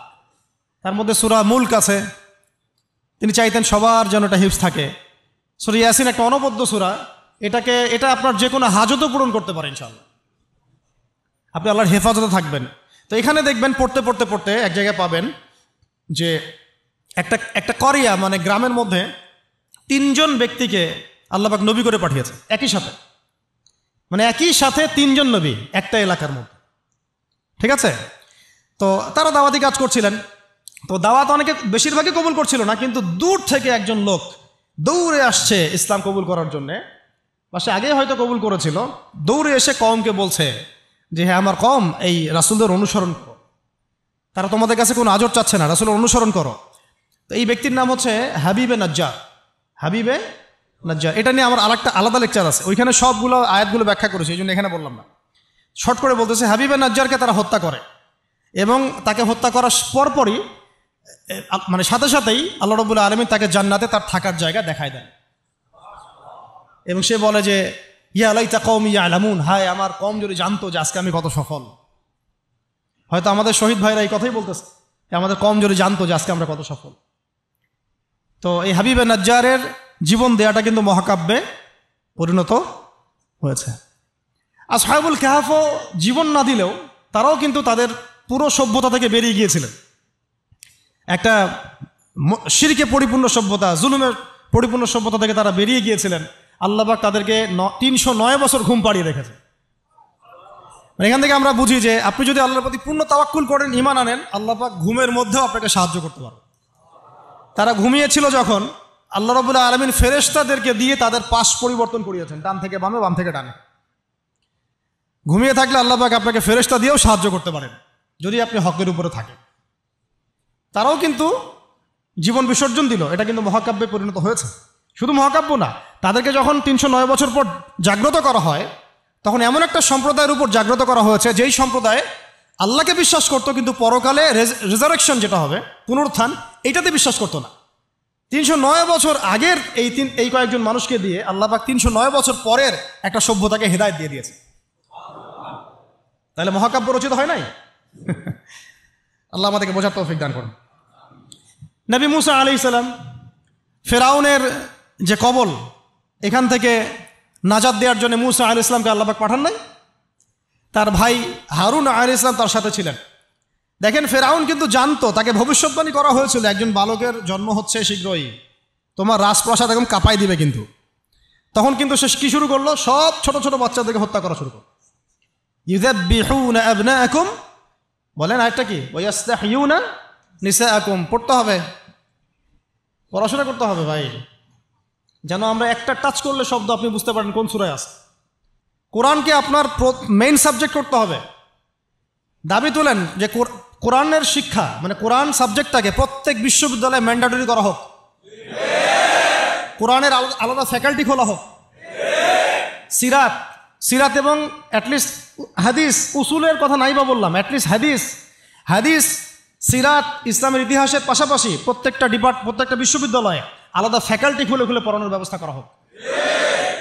আমরা শুধুমাত্র একমুখী শিক্ষা চাই না, আমরা শিক্ষা ব্যবস্থার মধ্যে সংস্কার চাই এবং দ্বিমুখী শিক্ষার এই যে মেরুকরণ এর সমন্বয় চাই। অন্যথায় দেখবেন সংগ্রাম ঠিকই করতেছেন, এদিকে আবার মেয়ে নিয়ে ডেটিংও করবেন, কি লাভটা হলো বলেন? আমি এখানে তো জেনা করতেছেন, সংগ্রাম হচ্ছে কিন্তু এদিকে নামাজ পড়তেছে না। বুঝতে পারেন কথা? মানে সংগ্রামে আপনি আছেন, বিপ্লবে আছেন, অভ্যুত্থানে আছেন, নামাজে নাই, হ্যাঁ, কোরআনের তিলাওয়াতে নাই, দার্সে নাই। তাহলে ওইটা দুনিয়াবি একটা বিপ্লব হবে। আপনার চেতনার মধ্যে দুনিয়া দুনিয়া দুনিয়া থাকবে, কিন্তু আখেরাতের কোনো চেতনা থাকবে না। আমি এখান থেকে আস্তে আস্তে এখন শেষের দিকে আসতেছি, আপনাদেরকে দেখাবো কিছু মানুষের রচিত মহাকাব্য যারা দুনিয়ার উদ্দেশ্যে মহাকাব্য রচনা করেন নাই, শুধুমাত্র এক আল্লাহকে রাজি খুশি করার জন্য করেছেন এবং কিয়ামত পর্যন্ত মানুষ তাদেরকে মনে রাখবে। এতক্ষণ যেগুলো বললাম সেগুলো তো কোরআনিক অনেক মানে নবীদের ঘটনা থেকে বললাম এবং কিছু কিছু ভিতরের ঘটনা থেকে বললাম। এই পার্টটা একটু মনোযোগ দিবেন। তার আগে আমি মুসা আলাইহিস সালামের কথা শেষ করে নিই। মুসা আলাইহিস সালামকে হত্যার চেষ্টা করা হয়েছিল, তার মা তাকে সিন্ধুকে ভাসিয়ে দিয়েছিলেন, মনে আছে? ফেরাউনের স্ত্রী সে ওই সিন্ধুক থেকে বাচ্চা নিয়ে মুসা আলাইহিস সালামকে নিয়ে ফেরাউনের ঘরে ঢুকলো। যেই বাচ্চাকে মারার জন্য এতগুলো বাচ্চাকে ফেরাউন হত্যা করলো, সেই বাচ্চাকে বড় করলেন আল্লাহ রাব্বুল আলামিন সেই ফেরাউনের বাসায়। সুবহানাল্লাহ, সুবহানাল্লাহ, আল্লাহু আকবার। বাংলাদেশ এটাও দেখলো যে গুটি কয়েক মানুষকে একেবারে সমূলে মিটিয়ে ফেলার জন্য এত কিছু করলেন, ওই মানুষগুলোই আপনাদেরকে দেশ ছাড়তে বাধ্য করলেন। সুবহানাল্লাহ, সুবহানাল্লাহ। দেখেন আমি কিছু চিন্তা করি মাঝে মাঝে আর কি, যেই শাহবাগ থেকে আপনারা নবীকে গালি দিয়েছেন, হ্যাঁ, যেই শাহবাগ থেকে নাস্তিকতার আন্দোলন হয়েছে, ওই শাহবাগ থেকে এবার আওয়াজ উঠেছে খেলাফত। যেই শাহবাগ থেকে কি হলো কয়দিন আগে, এই আপনারা ইসলামপন্থী হুজুরদেরকে মানে দাড়ি টুপিওয়ালা মানুষদেরকে বললেন যে এরা সমাজের শত্রু, এরা রাজাকার, এরা অমুক, এরা থমুক। ওখান থেকে ওই বিশ্ববিদ্যালয়গুলো থেকে শাহবাগ থেকে আওয়াজ উঠলো তুমি কে আমি কে, রাজাকার। দেখছেন আল্লাহ রাব্বুল আলামিনের কৌশল? দেখছেন মানে ফলাফল আসবেই, আল্লাহ রাব্বুল আলামিন একটু ডিলে করেন, বাস এতটুকু, একটু সুযোগ দেন, ছাড় দেন, যাতে করে তাদের পাপ বাড়তে থাকে এবং হুজ্জত কায়েম হয়। যাই হোক, এখন আসি। তো ফেরাউনের ঘরেই লালিত পালিত হচ্ছেন মুসা আলাইহিস সালাম। অনেক ঘটনা, বনু ইসরাইলের উপর অনেক নির্যাতন করা হয়। এই নির্যাতনের হাত থেকে আল্লাহ পাক উদ্ধারের জন্য মুসা আলাইহিস সালামকে পাঠান। তিনি একটা দোয়া করতেন, সেই দোয়াটা আমাদেরও করা উচিত। তিনি বলতেন রব্বি ইশরাহ লি সাদরি ওয়া ইয়াসসির লি আমরি ওয়াহলুল উকদাতাম মিন লিসানি ইয়াফকাহু কওলি। তো শেষমেশ বনু ইসরাইলকে মারার জন্য ফেরাউন দলবল নিয়ে কোথায় গেল? লোহিত সাগরের কাছে। দলবল পিছনে, সামনে লোহিত সাগর, এখানে হচ্ছে বনু ইসরাইল আর মুসা আলাইহিস সালাম। পিছনেও যাওয়ার কোনো রাস্তা নাই, সামনেও যাওয়ার কোনো রাস্তা নাই। আচ্ছা, 5 তারিখের মতো আর কি, মানে না পিছনে যাওয়ার আপনাদের কোনো রাস্তা ছিল আর না সামনে কি আছে আপনারা বুঝতে পারতেছেন, ওটাও তো বুঝতে পারতেছিলেন না সামনে কি আছে। এবার যদি মানে আল্লাহ পাক কোনো রাস্তা না খুলেন, তাহলে হয় সাগরে ডুবে মরতে হবে, না হলে বনু ইসরাইল এই ফেরাউনের হাতে মারা যাবে, দলবলের হাতে। তখন এই যে একটা কথা, তখন বনু ইসরাইলের মধ্যে একজন ব্যক্তি মুসা আলাইহিস সালামকে বলেছিল, ইয়া মুসা, হে মুসা, ইন্না লামুদরাকুন, আমরা তো ধরা পড়ে গেলাম। কি বলেছে? ইন্না লামুদরাকুন, আমরা তো ধরা পড়ে গেলাম। তখন মুসা আলাইহিস সালাম ব্যর্থহীন ভাষায় বলেছেন, কাল্লা, কোশ্চিন কালেও নয়। তোমরা বলছো আমরা ধরা পড়ে গেছি, কোশ্চিন কালেও না। আমার রব আমার সাথে আছেন, নিশ্চয়ই তিনি আমাকে পথ দেখাবেন। বলার সাথে সাথেই মুসা আলাইহিস সালামের কাছে ওহী আসলো, লাঠিটা ছুঁড়ে মারেন। লাঠি ছুঁড়ে মারলেন, এই লোহিত সাগর চিরে 12টা রাস্তা হয়ে গেল। তাই লোহিত সাগর আমরাও সফর করছি, গেলে বুঝতে পারবেন যে কিভাবে সম্ভব এখানে এইভাবে রাস্তা হওয়া। সুবহানাল্লাহ। এভাবে আল্লাহ পাক একটা মাজলুম সম্প্রদায়কে মুক্তি দিলেন, আর পুরা ফেরাউনের দলবলকে ওইখানেই ডুবাই মারলেন। মারেন নাই? সদল বলে ডুবে মরতে হবে যদি আল্লাহর বিধানের বিরুদ্ধে চলে যান। বাংলাদেশে একটা নজির তো হয়ে গেছে, এরপরে যারা আসতেছেন তারাও যদি একই রকম পথে হাঁটেন আপনাদেরকেও এইভাবেই মরতে হবে। তখন কেউ কিন্তু আপনাদেরকে বাঁচাইতে পারবে না। সতর্ক হয়ে যান, ইতিহাস থেকে শিক্ষা নেন। ভুলেও নতুন বোতলে কোনো পুরাতন মদ খাওয়াইতে আসবেন না। ভুলেও নতুন বোতলে কোনো পুরাতন মদ খাওয়াইতে আসবেন না। আমরা কোরআন থেকে শিখবো, হাদিস থেকে শিখবো, নবীর সুন্নাহ থেকে শিখবো, সিরাত থেকে শিখবো। বাংলাদেশের মানুষ আমরা যারা ইসলামপন্থী, আমরা কেউ উগ্রবাদী নই, আমরাও কেউই জঙ্গিবাদী কর্মকাণ্ডে লিপ্ত নই, আমরা কেউই কোনো সন্ত্রাসী কর্মকাণ্ডে লিপ্ত নই। এই পশ্চিমাদের শেখানো তন্ত্রমন্ত্রগুলো বাদ দেন। হ্যাঁ, আমরা শুধু এতটুকু চাই, আল্লাহ পাকের জমিনে পুরো ইসলামটাকে আপনারা বাস্তবায়ন করেন। আমরা কি বলেছি ব্যাংকিং সিস্টেম বাদ দিয়ে দেন? বলেছি ব্যাংকিং সিস্টেমটাকে সুদমুক্ত করেন। আমরা কি বলেছি পলিটিক্যাল সিস্টেম এগুলো সব সরাই দেন? আমরা বলেছি এখান থেকে জুলুম সরাই দেন। আমরা কি বলেছি শিক্ষা ব্যবস্থা সব উঠাই দেন, ইউনিভার্সিটি বন্ধ করে দেন? আমরা বলেছি শিক্ষা ব্যবস্থার যে ইসলাম বিরোধী শিক্ষাগুলো সেগুলো বন্ধ করে দেন। এই কাজগুলো করলে কি আমাদের জাতি পিছায় যাবে না আর আগাবে? তো এটা তো আমাদের স্বাধীনতা। আমরা ইসলাম বাই বার্থ ইসলাম পেয়েছি, এদেশের সংখ্যাগরিষ্ঠ মানুষ মুসলিম, এটা আমাদের প্রাণের দাবি। ইসলাম কেন্দ্রিক জীবন গড়ব ইনশাআল্লাহ। এবং আমরা বাংলাদেশে কোনো অমুসলিমের সাথে আমাদের কোনো কনফ্লিক্ট নাই, তারা তাদের ধর্ম তাদের মতো করে পালন করবে। আমার কথা কোরআন থেকে, কোরআনের আয়াত শুনেন। আল্লাহ পাক বলেছেন ওয়ালান তারদা আনকাল ইয়াহুদ ওয়ালা নাসারা হাত্তা তাত্তাবিআ মিল্লাতাহুম। ইহুদি এবং নাসারারা কখনোই তোমাদের উপর সন্তুষ্ট হবে না যতদিন পর্যন্ত তোমরা তাদের ধর্ম গ্রহণ না করছো।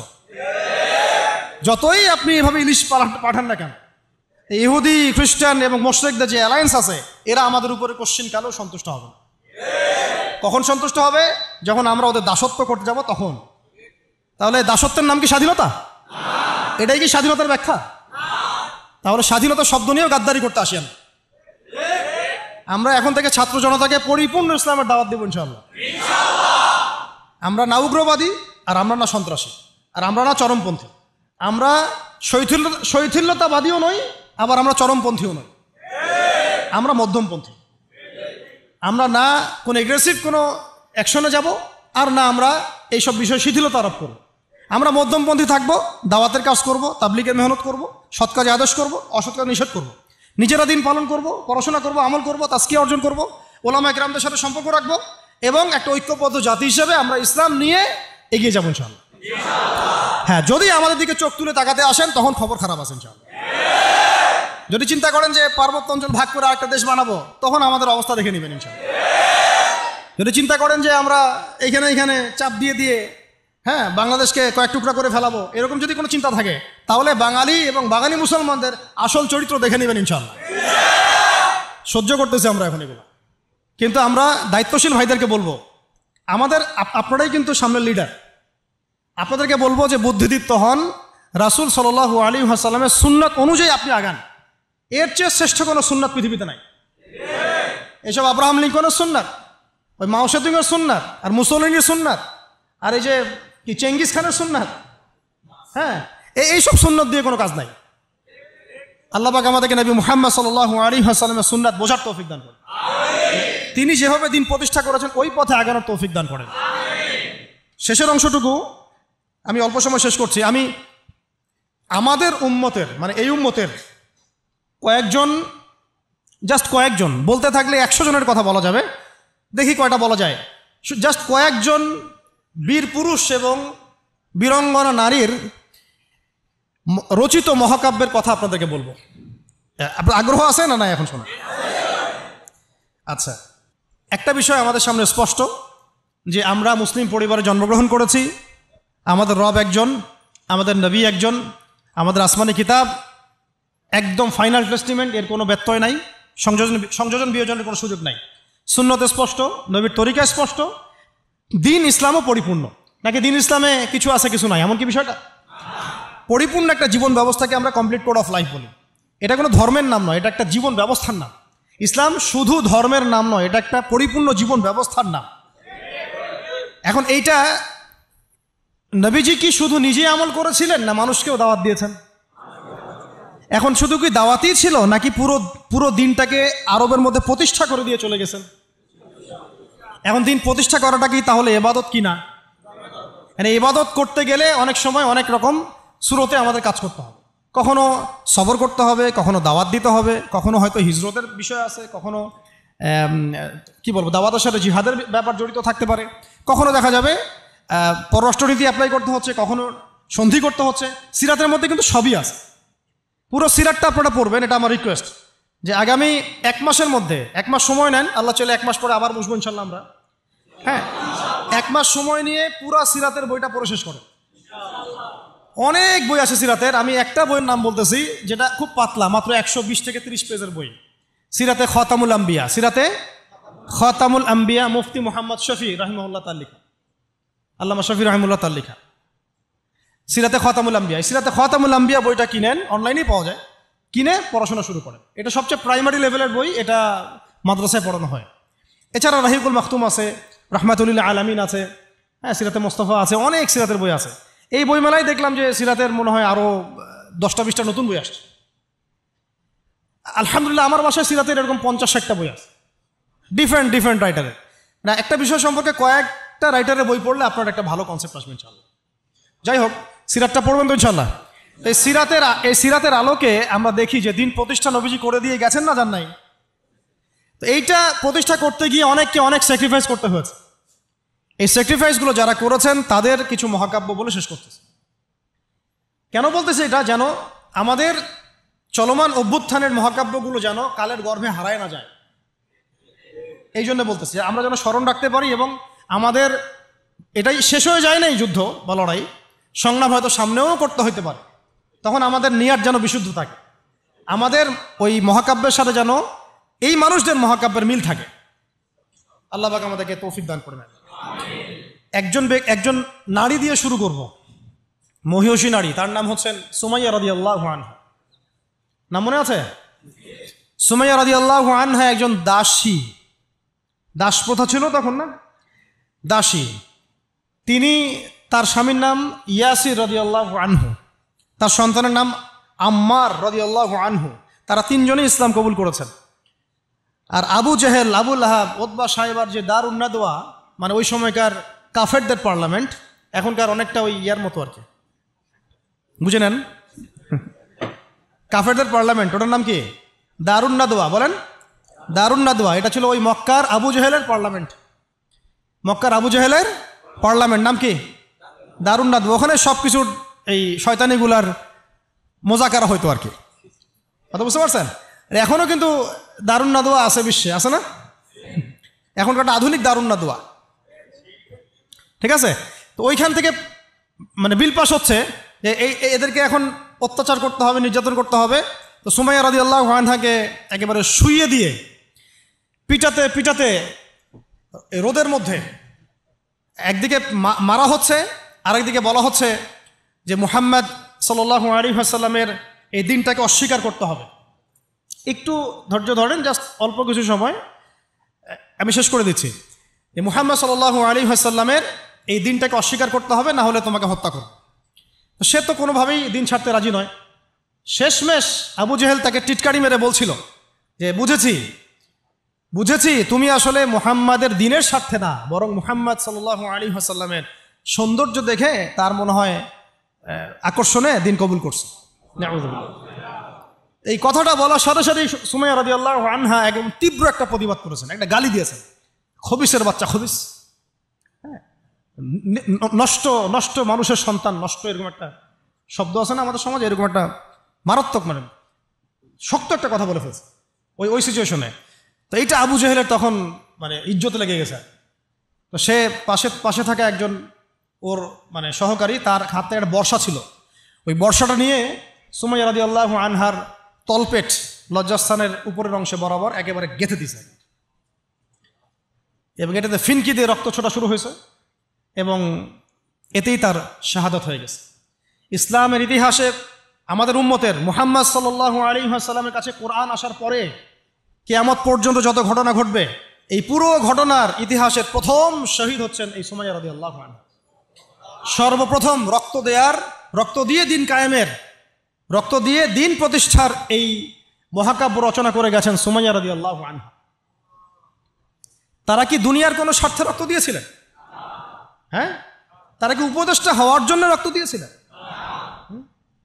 তারা কি কোনো রাষ্ট্র ক্ষমতা পাওয়ার জন্য রক্ত দিয়েছিলেন? গনিমত পাওয়ার জন্য? শুধু এক আল্লাহকে রাজি খুশি করার জন্য তারা এই কাজগুলো করেছে। পরবর্তীতে আল্লাহ পাক তাদেরকে গনিমতও দিয়েছেন, রাষ্ট্রও দিয়েছেন, রাষ্ট্র ক্ষমতাও দিয়েছেন, সবই দিয়েছেন। তাদের কারো উদ্দেশ্য ছিল না, তাদের উদ্দেশ্য ছিল দিন প্রতিষ্ঠা করা, দিনকে প্রচার করা, প্রতিষ্ঠা করা, মানুষের মাঝখানে ছড়িয়ে দেওয়া আল্লাহর কালিমা লা ইলাহা ইল্লাল্লাহ মুহাম্মাদুর রাসূলুল্লাহ প্রতিষ্ঠা করা। আমাদের এই অভ্যুত্থানগুলা, বিপ্লবগুলোর যেন নিয়াত ঠিক থাকে, কথাটা বলার উদ্দেশ্য এটাই। অপোজিটে একটা দলিল আপনাকে দিয়ে যাচ্ছে আজকে। খায়বার যুদ্ধ থেকে ফেরার সময় নবী সাল্লাল্লাহু আলাইহি ওয়াসাল্লামের সাথে আরেকটা যুদ্ধ হয়ে গেছে। ইহুদিরা লুকায় ছিল, ওৎপেতে ছিল, দূর থেকে তীর নিক্ষেপ করেছে। নবী সাল্লাল্লাহু আলাইহি ওয়াসাল্লাম এবং সাহাবীরা এটাকে প্রোটেক্ট করেছেন। একদিন দুই দিন ওখানে থাকতে হয়েছে। এর মধ্যে একটা তীর এসে আল্লাহ নবী সাল্লাল্লাহু আলাইহি ওয়াসাল্লামের এই যে একটা খাদেম, সম্ভবত তার নাম মিদআম, কি নাম, এই মিদআমের বুকে এসে লাগে এবং সে মারা যায়। সাহাবীরা বলতে থাকেন যে সে কত সৌভাগ্যবান, নবীর খাদেম ছিল, শহীদ হয়ে গেল। নবীজি বলছেন না, বরং আমি ওকে জাহান্নামে দেখতেছি, নাউযুবিল্লাহ। তখন সাহাবীরা অবাক হয়ে জিজ্ঞাসা করলেন যে এটার পিছনে কারণ কি? নবী সাল্লাল্লাহু আলাইহি ওয়াসাল্লাম বলেন, খায়বার যুদ্ধের গনিমত থেকে একটা চাদর না বলে নিয়েছিল এই কারণে। খায়বার যুদ্ধের গনিমত থেকে একটা চাদর না বলে নেয়ার কারণে এই অবস্থা হয়েছে। তখন অন্য অনেকেই কিছু কিছু করে জিনিস সামনে আনা শুরু করলেন, এমনকি মেসওয়াক, হ্যাঁ, কাপড়, ছোট ছোট একটা গাছের ডাল, যারা একটা মেসওয়াকও নিয়েছে হয়তো না বলে, তারাও জমা দেওয়া শুরু করল। নবীজি বললেন এটা ছিল জাহান্নামের অংশ। এটা কি ছিল? জাহান্নামের অংশ। এখন বলেন, তাহলে যদি গন্তব্য উদ্দেশ্য আল্লাহ সন্তুষ্টি না হয়, তাহলে অনেক সময় অনেক ত্যাগেরও মূল্য পাওয়া যায় না। পক্ষান্তর আরেকটা দলিল নিয়ে নেন, উহুদের মাঠের একজন ইহুদি এসেছে সকালবেলা যুদ্ধ করতে। কে? ইহুদিদের কিছু মানুষ তো ইসলাম কবুল করেছিল, কিছু অল্প। এসে উহুদের মাঠে দাঁড়িয়ে বলছে যে আমাকে আগে কি করতে হবে, আমাকে কি আগে ইসলাম কবুল করতে হবে না আগে যুদ্ধ করব? সাহাবীরা বলেন আগে ইসলাম কবুল করতে হবে, তারপরে যুদ্ধ করতে হবে। তো সে আগে কালিমা শাহাদা সাক্ষ্য দিল, তারপরে যুদ্ধ করতে গেল এবং সেখানে সে শহীদ হয়। নবীজি দেখে বলছেন, লাশ দেখে পরে, যুদ্ধের পরে, এই ব্যক্তি এখানে কি করছে? তখন সাহাবীরা বললেন যে ইনি সকালবেলা ইসলাম কবুল করেছেন, যুদ্ধ করে শহীদ হয়েছে। নবী সাল্লাল্লাহু আলাইহি ওয়াসাল্লাম এবার বললেন যে আমিলা কলিল ওয়া উজিরা কাসীর, এই ব্যক্তি তো অল্প আমল করেছে, এক ওয়াক্ত নামাজও পড়ে নাই, কিন্তু বিশাল পুরস্কার পেয়ে গেল। সুবহানাল্লাহ। কিসের বদৌলতে? ওই যে আদর্শ আর ইন্টেনশনটা চেঞ্জ ছিল। তারা আল্লাহর দিনকে প্রতিষ্ঠার জন্য লড়াই করেছেন, কিন্তু সেই ব্যক্তি মিদআম, সে কিন্তু এই জন্য করেন। বুঝতে পারছি? এরকম অসংখ্য ঘটনা আছে। যেমন ইয়াসির রাদিয়াল্লাহু আনহু, এই সুমাইয়া রাদিয়াল্লাহু আনহুর স্বামী, তাকেও একইভাবে হত্যা করা হয়েছে। তিনিও মহাকাব্য রচনা করেছেন। যদি আমরা দেখি বেলাল রাদিয়াল্লাহু আনহুর কথা, তাকে কিভাবে পিটানো হয়েছে আপনারা সবাই কম বেশি জানেন। আরবের জাস্ট গরমে যদি একটা ওমরা করেন তাহলেই বুঝতে পারবেন যে গরমটা কেমন হতে পারে। কয়েকদিন আমাদেরকে রাস্তায় নামাজ পড়তে হয়েছে, এত ভিড় ছিল, ওখানে সেজদা দেওয়ার মতো কোনো পরিবেশ থাকে না, এত মানে গরম। ওখানে দাঁড়িয়ে থাকলে আপনার পায়ে মনে ফসকা পড়বে। ওখানে একটা মানুষকে সারাদিন শুইয়ে রাখা হলে উত্তপ্ত বালুর মধ্যে, উপরে যদি পাথর চাপা দেওয়া হয়, আর সে তখনও বলতে থাকছে আহাদুল আহাদ, আল্লাহ এক, আল্লাহ এক, তাহলে তার ইমানের জজবা চিন্তা করে। এই জীবন মহাকাব্য রচনা করেছে। এই জন্য বেলাল রাদিয়াল্লাহু আনহু সেই ব্যক্তি যিনি মক্কা বিজয়ের পরে কাবা ঘরের ছাদে উঠে আজান দিয়েছেন। সুবহানাল্লাহ। চিন্তা করা যায়? তিনি সেই ব্যক্তি যার কথা নবী সাল্লাল্লাহু আলাইহি ওয়াসাল্লাম যখন আলোচনা করতেন তখন বলতেন যে বেলাল, যখনই আল্লাহ আমাকে জান্নাত দেখান তখন তোমার পায়ের আওয়াজ আমি আগে আগে শুনতে পারি। তুমি কি এমন আমল করো? তিনি বলছেন, আমি তো এক্সট্রা এমন কোনো আমল করি না, তবে যখনই আমার ওযু ছুটে যায় তখন আমি আবার ওযু করি এবং সেই ওযু দিয়ে আমি 2 রাকাত নামাজ পড়ি, তাহিয়াতুল ওযু। এটা আমরা আমল করার চেষ্টা করবো। আল্লাহ পাক আমাকে তৌফিক দান করেন, আপনাদেরকে তৌফিক দান করেন। উহুদ যুদ্ধ চলছে, শুরু হবে যুদ্ধ, সবাই শুনছে। ঠিক সেই সময় একজন সাহাবী হানজালা রাদিয়াল্লাহু আনহু সদ্য বিয়ে করেছেন, বাসর করেছেন গত রাতে, ফরজ গোসল করার সময় পান নাই, যুদ্ধের ডাক এসেছে, চলে গেছেন এবং যুদ্ধ করতে করতে তিনি শহীদ হয়েছেন। যুদ্ধের পরে তার লাশটাকে দেখা গেল যে সেই লাশটা মাটি থেকে শূন্যে ভেসে আছে এবং লাশ থেকে পানি ঝরে পড়তেছে। নবীজি বললেন যে সাল্লাল্লাহু আলাইহি ওয়াসাল্লাম যে ফেরেশতারা তাকে গোসল দিচ্ছে। সুবহানাল্লাহ। এটাও মহাকাব্য, এগুলো মহাকাব্য, রচনা করে যাওয়া মহাকাব্য। তো হানজালা রাদিয়াল্লাহু আনহুর এই ঘটনাটা আপনারা পড়বেন। এরপরে অনেক আছে, আমি বলতে থাকলে অনেক সময় চলে যাবে। হামজা রাদিয়াল্লাহু আনহু নাম শুনেছেন? হামজা রাদিয়াল্লাহু আনহু উহুদের দিনে এমনভাবে যুদ্ধ করছিলেন যে তাকে যে হত্যা করেছে সেও বলেছে যে সে এমনভাবে যুদ্ধ করছিল যে মনে হচ্ছিল সে একজন উড়ন্ত বাজ পাখি। সামন থেকে আমি তাকে আঘাত করার কোনো সুযোগ পাই নাই, পিছন থেকে পাথরের পিছন থেকে তাকে আমি দূর থেকে একটা বর্ষা নিক্ষেপ করেছিলাম, এই বর্ষা গিয়ে তার নাভির নিচে গিয়ে লাগে, পিছন দিয়ে বের হয়ে যায়। কিন্তু এই অবস্থাতেও তিনি তরোয়াল নিয়ে আমার দিকে তেড়ে আসতেছিলেন আমাকে মারার জন্য, কিন্তু তিনি পেরে ওঠেন নাই, পড়ে গেছে। তারপরে তার লাশকে চিরে ফেলা হয় এবং কলিজাটা বের করে দাঁত দিয়ে কামড়ে খাওয়ার চেষ্টা করা হয়েছে। হামজা রাদিয়াল্লাহু আনহু ছিলেন বদর যুদ্ধের সবচেয়ে শ্রেষ্ঠ সাহাবী, বীর সাহাবী, যার হাতে অনেক কাফের মারা গেছে। এই জন্যে উতবা, শাইবা এদের এক পরিবারের পক্ষ থেকে একটা আক্রোশ ছিল যে যুদ্ধে জিতি আর না জিতে হামজাকে মারতে হবে। এই জন্য ওয়াহশী নামক একজন ব্যক্তিকে তারা হায়ার করেছিল। পরবর্তীতে সেই ওয়াহশী তিনিও ইসলাম কবুল করেছেন, আলহামদুলিল্লাহ। তাকে অনেকে হামজার কাতেল বলতো। ওয়াহশী যখন ইসলাম কবুল করতে আসছেন, জিজ্ঞাসা করছেন যে তুমি কিভাবে, কাইফা কতালতাল হামজা, হামজাকে কিভাবে হত্যা করেছিলে? তিনি ব্যাখ্যা করলেন এইভাবে হত্যা করেছে। তখন নবীজি বললেন যে যদি তুমি আমার থেকে তোমার চেহারাটাকে দূরে রাখতে পারো তাহলে সেটাই করো।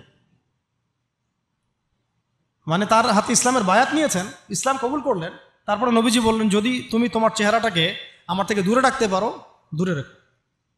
আর আমরা তো বিগত 20-30 বছরের মানে অগণিত জুলুমকে জাতীয় ক্ষমা ঘোষণা করতে চাচ্ছি। সুবহানাল্লাহ। হ্যাঁ, ভাবখানা এমন যে আমি মক্কা বিজয় করছি। আপনারা কি মক্কা বিজয় করছেন যে সবাইকে গণমাফ করতে যাচ্ছেন? আবু সাঈদের কেসাস কবে হবে? আবু সাঈদের কেসাস কবে হবে এটা দেখার অপেক্ষায় আছি আমরা। মুগ্ধদের কেসাসটা কবে হয় সেটা দেখার অপেক্ষায় আছি আমরা।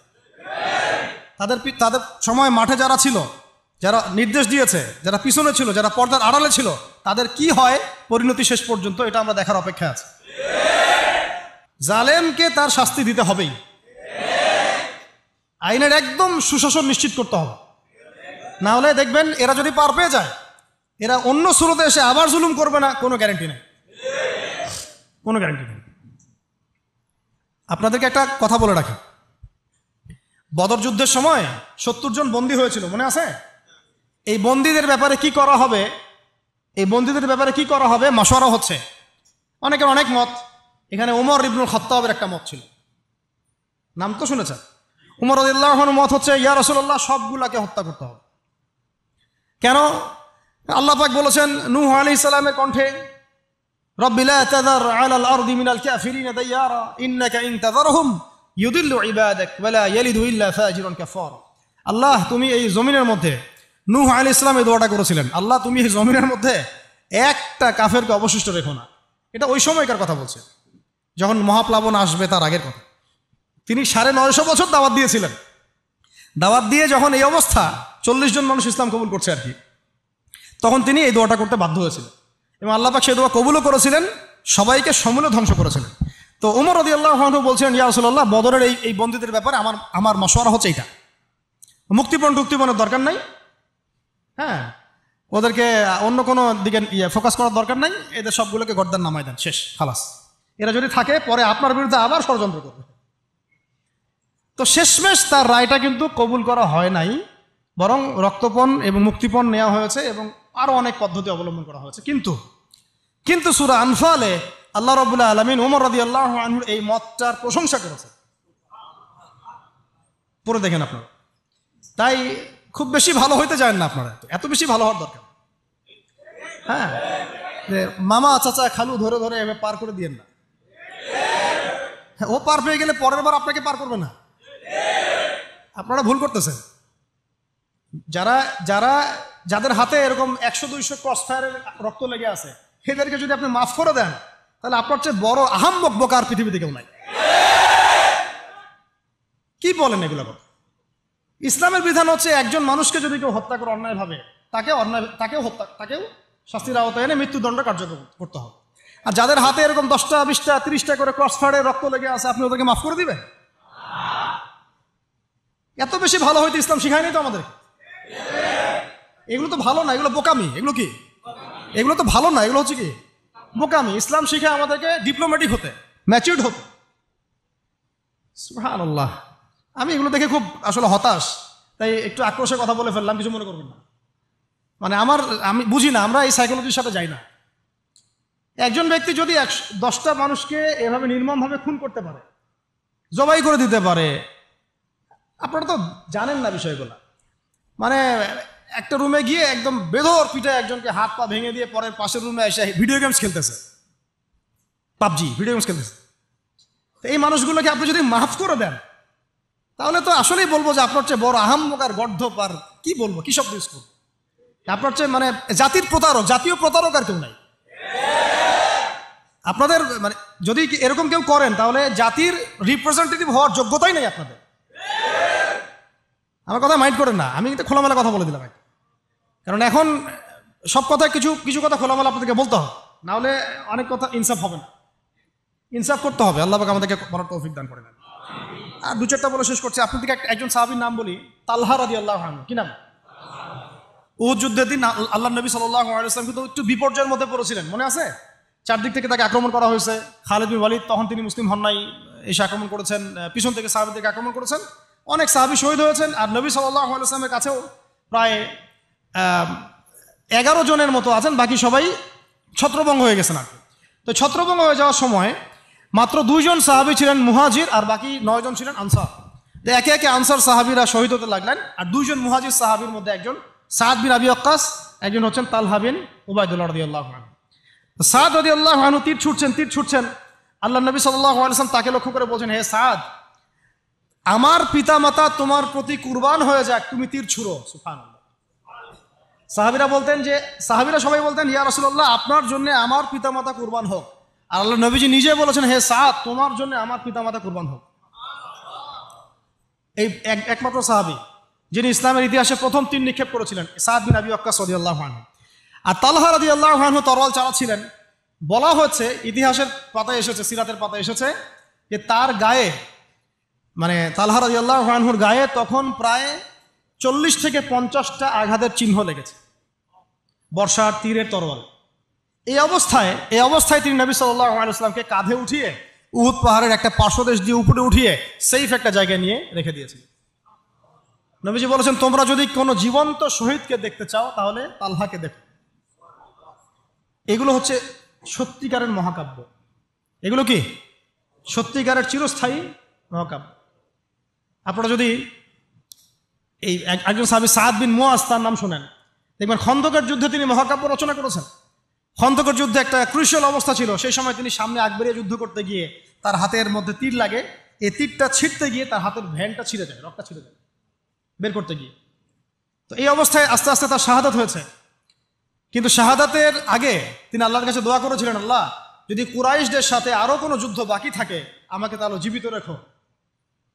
এবং তার শাহাদাতের সময় তিনি বলছেন, এরপর থেকে ইসলামের উপর তারা আর আক্রমণ করতে পারবে না, কারণ আমি এমন দোয়া করেছিলাম যে আল্লাহ, যদি কুরাইশদের সাথে আরো কোনো যুদ্ধ বাকি থেকে থাকে, আমাকে জীবিত রেখো।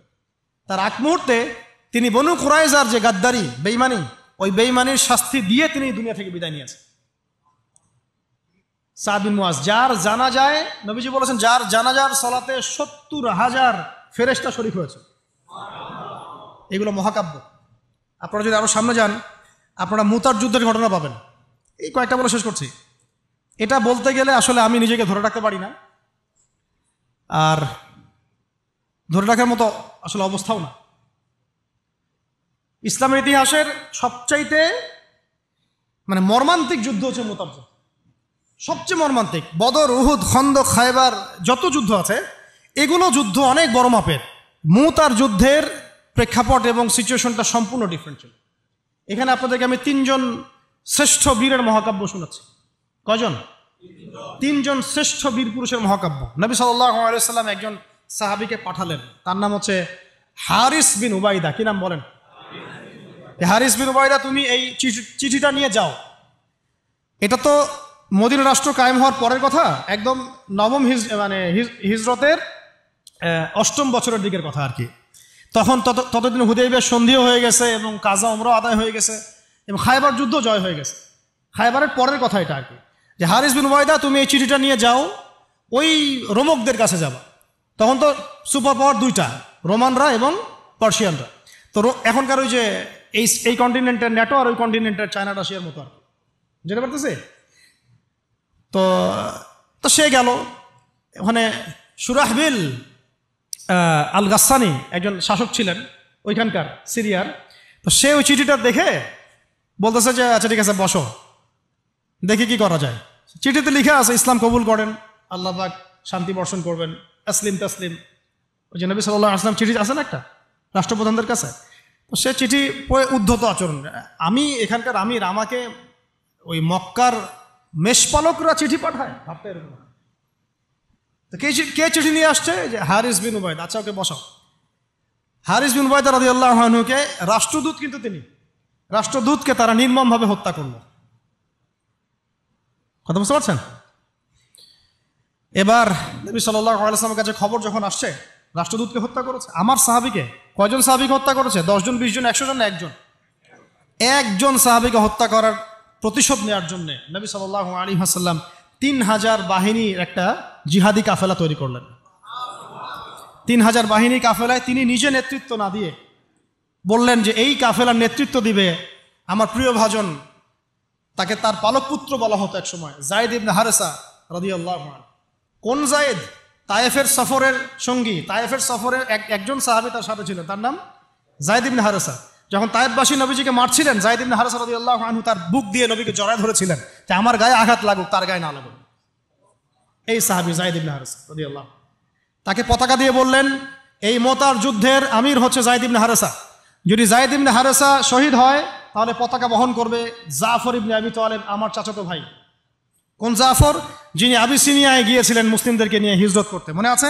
যিনি বাদশাহ নাজাশির সামনে কুরআন তেলাওয়াত করার, সূরা মারিয়াম তেলাওয়াত করার কারণে বাদশাহ নাজাশির চোখ দিয়ে দরদর করে পানি পড়তে শুরু করেছে। ওই বাদশাহ নাজাশিও পরে ইসলাম কবুল করেছে, আলহামদুলিল্লাহ। জাফর রাদিয়াল্লাহু আনহু পতাকা বহন করবে যদি যায়েদ ইবনে হারেসা শহীদ হয়।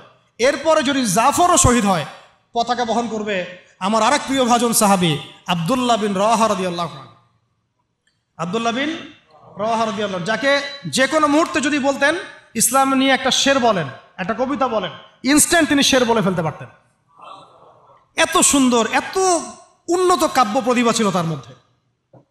এই নষ্ট সংস্কৃতি না, তাদের সংস্কৃতি ছিল একেবারে খাঁটি তাওহীদের সংস্কৃতি। এমনকি কাবা তাওয়াফ করছেন যিনি, তখন কাবা তাওয়াফ করছেন বিদায় কাজা উমরা আদায় করার সময় নবীর সামনে সামনে তিনি ঘুরছেন এবং আবৃত্তি করছিলেন একটা কবিতা কাফেরদেরকে আঘাত করার জন্য। এই কাফেররা দেখো, তোমরা যাকে বের করে দিয়েছিলে তিনি আজকে সসম্মানে এখানে ঘুরতেছে। ওমর রাদিয়াল্লাহু আনহু বলছিলেন যে কাবা তাওয়াফ করার সময় তুমি এগুলো বলছো? নবীজি বলেন ওকে ছেড়ে দাও, সে এমন বাক্য তিলাওয়াত করতেছে, মানে এমন বাক্য সে চয়ন করেছে যেগুলো কাফেরের অন্তরে বর্ষার চাইতেও বেশি বিদ্ধ হচ্ছে, তাকে বলতে দাও। এই হলো আব্দুল্লাহ বিন রাওয়াহা রাদিয়াল্লাহু আনহু, নবীজির অত্যন্ত প্রিয় ভাজন সাহাবী। আব্দুল্লাহ বিন রাওয়াহা যদি শহীদ হয় তাহলে তোমরা তোমাদের মধ্য থেকে একজনকে আমির নিযুক্ত করে নিও। সাহাবীরা বুঝে ফেললেন এই সফরে আমরা 3 জনই শহীদ হতে যাচ্ছি, কারণ একটা সফরে কখনো 3 জন আমিরের প্রয়োজন হয় না, হয় না। এবার তারা গেলেন, তারা কখনো আশাও করেন নাই ওখানে যা দেখবেন। ওখানে গিয়ে দেখলেন যে 1 লক্ষ রোমান সৈন্য সামনে এসে দাঁড়িয়েছে। কত লক্ষ? এবং একেবারে ফুল প্রশিক্ষিত, একদম ফুল আর্মড ফোর্সড। আর এর সাথে তাদের সাহায্যকারী দলেও আছে আরো 1 লক্ষ সৈন্য। মোট কয় লক্ষ? এদিকে কতজন? যুদ্ধ হওয়া সম্ভব? আসলে কি সম্ভব? সম্ভব না, যুদ্ধ কিন্তু সম্ভব না। আমরা তো আগে সংখ্যাগরিষ্ঠ হওয়ার কথা চিন্তা করি। কোন যুদ্ধে ইসলাম সংখ্যাগরিষ্ঠতা দিয়ে জিতে নাই। ইসলাম জিতেছে ইমানের বদৌলতে, শুধু ইমানের বদৌলতে। আমরা সংখ্যা দিয়ে কখনো বিজয় লাভ করতে পারি নাই। এখন এবার সাহাবীরা মাশওয়ারা করতেছেন রাত্রেবেলা, আমরা কি করব? কালকে যুদ্ধ করব, নাকি মদিনায় ফিরে যাব, নাকি রাসূলকে খবর পাঠাবো, নাকি কোনো বিকল্প ফোর্স নিয়ে আসার ব্যবস্থা করব, কি করব? তখন সাহাবি ওই যে বললাম আব্দুল্লাহ বিন রাওয়াহা রাদিয়াল্লাহু আনহু দাঁড়ালেন, তরুণ সাহাবি, আপনাদেরকে বলতেছে, তরুণ সাহাবি দাঁড়িয়ে বলছেন যে হে আমার ভাইয়েরা, আমরা এখানে কি জন্য এসেছি? হয় আমরা এই যুদ্ধ করব, শহীদ হব, না হলে আমরা গাজী হব। আর আপনারা যে বিষয়টাকে ভয় করছেন, আসলে কিন্তু আমরা সেটা পাওয়ার জন্যই এসেছি, তার নাম শাহাদা। আপনারা যেটাকে ভয় করছেন যে আমরা এখানে গেলে মারা যাব, ওটার জন্যই তো আমরা এত দূরে এসেছি। আমরা গাজী হই অথবা শহীদই হই, আমাদের জন্য আজর আল্লাহর কাছে লেখা থাকবে। তো তার এই মানে এমন ঈমানদীপ্ত ছিল ভাষণটা, আমি তো ওটা বলতে পারলাম না, আরবিতে তিনি বলেছেন। এতে মানে উৎফুল্ল হয়ে বা ইন্সপায়ার্ড হয়ে সাহাবীরা আর দ্বিতীয়বার ভাবলেন না, ঠিক আছে কালকে যুদ্ধ হবে। এবার পরের দিন যুদ্ধ শুরু হল। এটা কি সম্ভব যুদ্ধ? প্রথমে যায়েদ ইবনে হারেসা রাদিয়াল্লাহু আনহু পতাকা নিয়ে ঘোড়া ছুটায় আগায় যাচ্ছেন, এবং একটা আঘাতও পিছন থেকে করার সাহস হচ্ছে না তাদের, সব আঘাত তারা সামন থেকে করছেন। এক পর্যায়ে যায়েদ রাদিয়াল্লাহু আনহুর এই মানে গায়ের মধ্যে তারা বর্ষা নিক্ষেপ করে। বর্ষা তো আগেকার বড় বড় বল্লম বর্ষা ছিল, এবং একটা বর্ষা তার গায়ে যখন লাগে তিনি পড়ে যান, এবং এই অবস্থায় আস্তে আস্তে তার শাহাদাত হয়। পতাকা পড়তে দেন নাই, পতাকা নিয়ে নিয়েছেন জাফর ইবনে আবি তালিব রাদিয়াল্লাহু আনহু হাতে, এবং জাফর রাদিয়াল্লাহু আনহু যুদ্ধ করতে থাকেন, এত বীর বিক্রমে যুদ্ধ করতে থাকেন যে এক পর্যায়ে তিনি তার নিজের কালো এবং লাল ডোরাকাটা ঘোড়া ছিল, সেই ঘোড়ার পা নিজেই কেটে ফেলেন, যে আমার যেন পালিয়ে যাওয়ার মন না উঠে কখনো ঘোড়া চলে, তারা যেন আমার ঘোড়া ইউজ করতে না পারে। সাহাবীরা বলছেন তার শাহাদাতের পরে তার বডির মধ্যে আমরা এরকম 50টা থেকে 60টা এরকম আঘাতের দাগ দেখেছি, একটাও দেহের পিছনে ছিল না, সব সামনে ছিল। যুদ্ধ করতে করতে এক পর্যায়ে তার ডান হাতটা কেটে পড়ে যায়, এরপরে তিনি বাম হাতে পতাকা উঠায় নেন, কাফেররা বাম হাতটাও কেটে ফেলে। এরপরে তিনি বুকের সাথে পতাকাটাকে এইভাবে জড়িয়ে রাখেন, বুকের সাথে পতাকাটাকে এইভাবে জড়িয়ে রাখেন, পতাকা পড়তে দেন নাই। একজন রোমান সৈন্য তাকে আঘাত করে এবং তার দেহটা দ্বিখণ্ডিত হয়ে যায়। এই খবর নবী সাল্লাল্লাহু আলাইহি ওয়াসাল্লাম ওই মদিনায় বসে বসেই পাচ্ছিলেন। তিনি বললেন এইমাত্র যায়েদ শহীদ হলো, এইমাত্র জাফর শহীদ হলো। একটু তিনি কান্নার ভাব চলে আসলো, একটু পরে নবীজি হেসে দিলেন। সাহাবীরা বলছেন আপনি হাসছেন কেন ইয়া রাসূলুল্লাহ? তিনি বলছেন যে জাফর এর ডান হাত প্রথমে কেটে গেছে, তারপর বাম হাত কেটে গেছে। আল্লাহ রাব্বুল আলামিন তাকে এই দুইটা কাটা হাতের বিনিময়ে জান্নাতে দুইটা বড় বড় পাখা দিয়েছে। এইটা দিয়ে তিনি জান্নাতে ঘুরে বেড়াচ্ছেন আর ফল খাচ্ছেন। তার নাম হয়ে গেল জাফর আত-তাইয়ার, জাফর আত-তাইয়ার, পাখাওয়ালা। এরপরে পতাকা হাতে নিলেন সেই আব্দুল্লাহ বিন রাওয়াহা রাদিয়াল্লাহু আনহু, তিনিও তো বীর বিক্রমে যুদ্ধ করতে লাগলেন। এক পর্যায়ে তিনি একটু কান্না করেছিলেন। সাহাবীরা বলছেন আপনি কি ভয় কান্না করতেছেন? জি না, আমি ভয় কান্না করছি না, বরং কোরআনের একটা আয়াত আমার মাথায় আসছে বলে আমি কান্না করছি। সে আয়াতটা ছিল সূরা মারিয়ামের মধ্যে, ওয়াইম মিনকুম ইল্লা ওয়ারিদুহা কানা আলা রাব্বিকা হাতমান মাকদিয়া, একটা আয়াত আছে কোরআনে সূরা মারিয়াম। এটা হচ্ছে আপনার রবের একেবারে একটা চিরনির্ধারিত একটা বিষয়, যে তোমাদের সবাইকে, আবার বলছি ওয়াইম মিনকুম ইল্লা ওয়ারিদুহা কানা আলা রাব্বিকা হাতমান মাকদিয়া, মানে তোমাদের সবাইকেই আবশ্যিকভাবে ম্যান্ডেটরিভাবে এই জান্নাত জাহান্নামের উপর অবস্থিত এই পুলসিরাত পার হতেই হবে। এটা তোমার রবের একটা প্রাচীন একটা মানে স্টেটমেন্ট, এটা তোমাকে করতেই হবে, সবাইকে করতে হবে। এই আয়াতটা মনে হয় আমার কান্না আসতেছে। একজন তাকে একটা হাড্ডিওয়ালা গোশত এনে দিয়েছিল, তিনি সেই গোশতটা খাওয়ার জন্য চেষ্টা করছিলেন, তো পরে একটা কামড় দিয়ে ফেলে দিয়েছেন। তারপরে তিনি ছুটলেন যুদ্ধ করার জন্যে, এবং ওই সময় একটা কবিতা আবৃত্তি করেছেন, হে আমার মন, তোমার নফস হয়তো চাচ্ছে, তুমি হয়তো চাচ্ছ এখান থেকে পালিয়ে যাওয়ার জন্যে, জেনে রাখো সামনে তুমি যা দেখছো এর পিছনেই আছে জান্নাত। শেষমেশ কি জীবন দেখেন, কি ব্যক্তিত্ব, কি ক্যারেক্টার, কেমন গায়রত, কেমন ইজ্জত, কেমন সম্মান, কি জীবন। এরপরে তিনিও শহীদ হলেন, পতাকা হাতে তুলে নিলেন আল্লাহর বীর খালেদ বিন ওয়ালিদ রাদিয়াল্লাহু, তাকে পতাকা দেওয়া হলো। তিনি কিন্তু নতুন মুসলিম হয়েছেন। উহুদের যুদ্ধের যে ক্রাইসিস, এটা কিন্তু তার হাতে। কাজা ওমরা আদায় করতে গিয়ে নবীজি চিঠি লিখে দিয়েছেন, ছোট্ট করে একজনের দ্বারা লিখিয়েছেন যে খালিদকে চিঠিটা পৌঁছে দিও। ওখানে লেখা আছে, খালিদ তুমি যদি কাফেরদের পক্ষ অবলম্বন না করে মুসলিমদের পক্ষ নিতা কতই না ভালো হবে। ঠিক আছে, এই একটা লিখা একটা চিঠি খালিদ রাদিয়াল্লাহু আনহু একবারে কলিজাটা কাঁপায় ফেলছে। তিনি মক্কা থেকে মদিনায় গিয়ে নিজে ইসলাম কবুল করে আসছেন। এবং নবী সাল্লাল্লাহু আলাইহি ওয়াসাল্লাম তাকে কিন্তু আন্ডারস্টিমেট করেন নাই। তার হাতে উল্টা তরোয়াল উঠাই দিয়ে বলছেন যে আজকে থেকে এই তরোয়াল তোমার এবং তোমার নাম হচ্ছে সাইফুল্লাহ, তুমি আল্লাহর তরবারি। এরপর থেকে তিনি প্রায় 80-90টা যুদ্ধ করেছেন, সবগুলোতে জয়লাভ করেছেন। মাশাআল্লাহ। ওই খালিদ রাদিয়াল্লাহু আনহু পতাকা তুলে নেন মোতার যুদ্ধে। তারপরে সিরাতের মধ্যে আসছে, তিনি বলছেন নিজের ভাষায় যে ওই দিন আমার হাতে 9টা তরোয়াল ভেঙে গেছে। যুদ্ধ করতে করতে করতে করতে ওই দিন আমার হাতে 9টা তরোয়াল ভেঙে গেছে। তিনি ছিলেন যুদ্ধ কৌশলে অত্যন্ত পারদর্শী, হুটে হাটে কোনো কাজ করতেন, অনেক পারদর্শী। তিনি ডানের সৈন্যকে বামে নিয়ে আসছেন, বামেরটাকে ডানে নিয়ে গেছেন, সামনেটাকে পিছনে নিয়ে আসছেন, পিছনেটাকে সামনে নিয়েছেন। বর্ষা যারা ছিল তাদেরকে পিছনে নিয়ে আসছেন, তীরন্দাজদেরকে সামনে দিয়েছেন, মানে ওদেরকে ভেবাচাকা খাওয়াই দিয়েছেন যে ওরা মনে করতেছে এরা মনে হয় অনেক, হ্যাঁ এরা মনে হয় আরো বিকল্প ফোর্স নিয়ে আসছে মনে হয়। তো ওরা আস্তে আস্তে পিছনের দিকে যাওয়া শুরু করতেছে, আর এদিকে মুসলিমরা একটু একটু করে সেফ জোনে আসার চেষ্টা করতেছে পিছনের দিকে। ওরা ভাবতেছে পিছনে সামনে যদি আগাই হয়তো পিছন থেকে ওরা আরো সৈন্য নিয়ে আসছে, আমাদেরকে আক্রমণ করবে। এই আল্লাহ পাক ভয় চাপাই দিলেন, এরা পালায় চলে গেল। 3000 সৈন্য নিয়ে 2 লক্ষ সৈন্যকে পরাজিত করা হয়েছে। খালিদ রাদিয়াল্লাহু আনহু বললেন আমার হাতে সেই দিন 9টা তরোয়াল ভেঙেছে, আর শেষমেশ ছোট্ট একটা ইয়েমেনি চাকু দিয়ে আমি যুদ্ধ করেছি। তাহলে চিন্তা করেন কত কাফের মারা গেছে। আর মুসলিমদের মধ্যে মাত্র 12 জন সাহাবী শহীদ হয়েছে। মাত্র 12 জনকে তারা মারতে পারছে, বাকিদেরকে মারতে পারেনি। এইগুলো হচ্ছে মহাকাব্য, জাজল্যমান মহাকাব্য, যেগুলো আমাদের এই প্রজন্মকে জানানো উচিত এবং আপনাদের মাথায় থাকা উচিত। প্রত্যেকটা সংগ্রাম, প্রত্যেকটা বিপ্লব, প্রত্যেকটা অভ্যুত্থানের পিছনে যেন থাকে আল্লাহর সন্তুষ্টি, আল্লাহর দিন কায়েমের চেষ্টা, আল্লাহর দিনের খেদমতের চেষ্টা এবং ইনসাফ প্রতিষ্ঠার চেষ্টা, এবং জালেমের বিরুদ্ধে আমাদের অবস্থান সবসময় শক্ত থাকবে ইনশাআল্লাহ। এরকম অনেক ঘটনা আছে, আমি আজকে আর বলার সুযোগ পেলাম না। ইনশাআল্লাহ আরও একদিন আল্লাহ যদি তৌফিক দেন ইনশাআল্লাহ তাআলা আমি আপনাদের সাথে আবার এগুলো নিয়ে সেশন করবো ইনশাআল্লাহ। তো শেষ করার আগে আমি জাস্ট 2-1টা নাম উচ্চারণ করতেছি।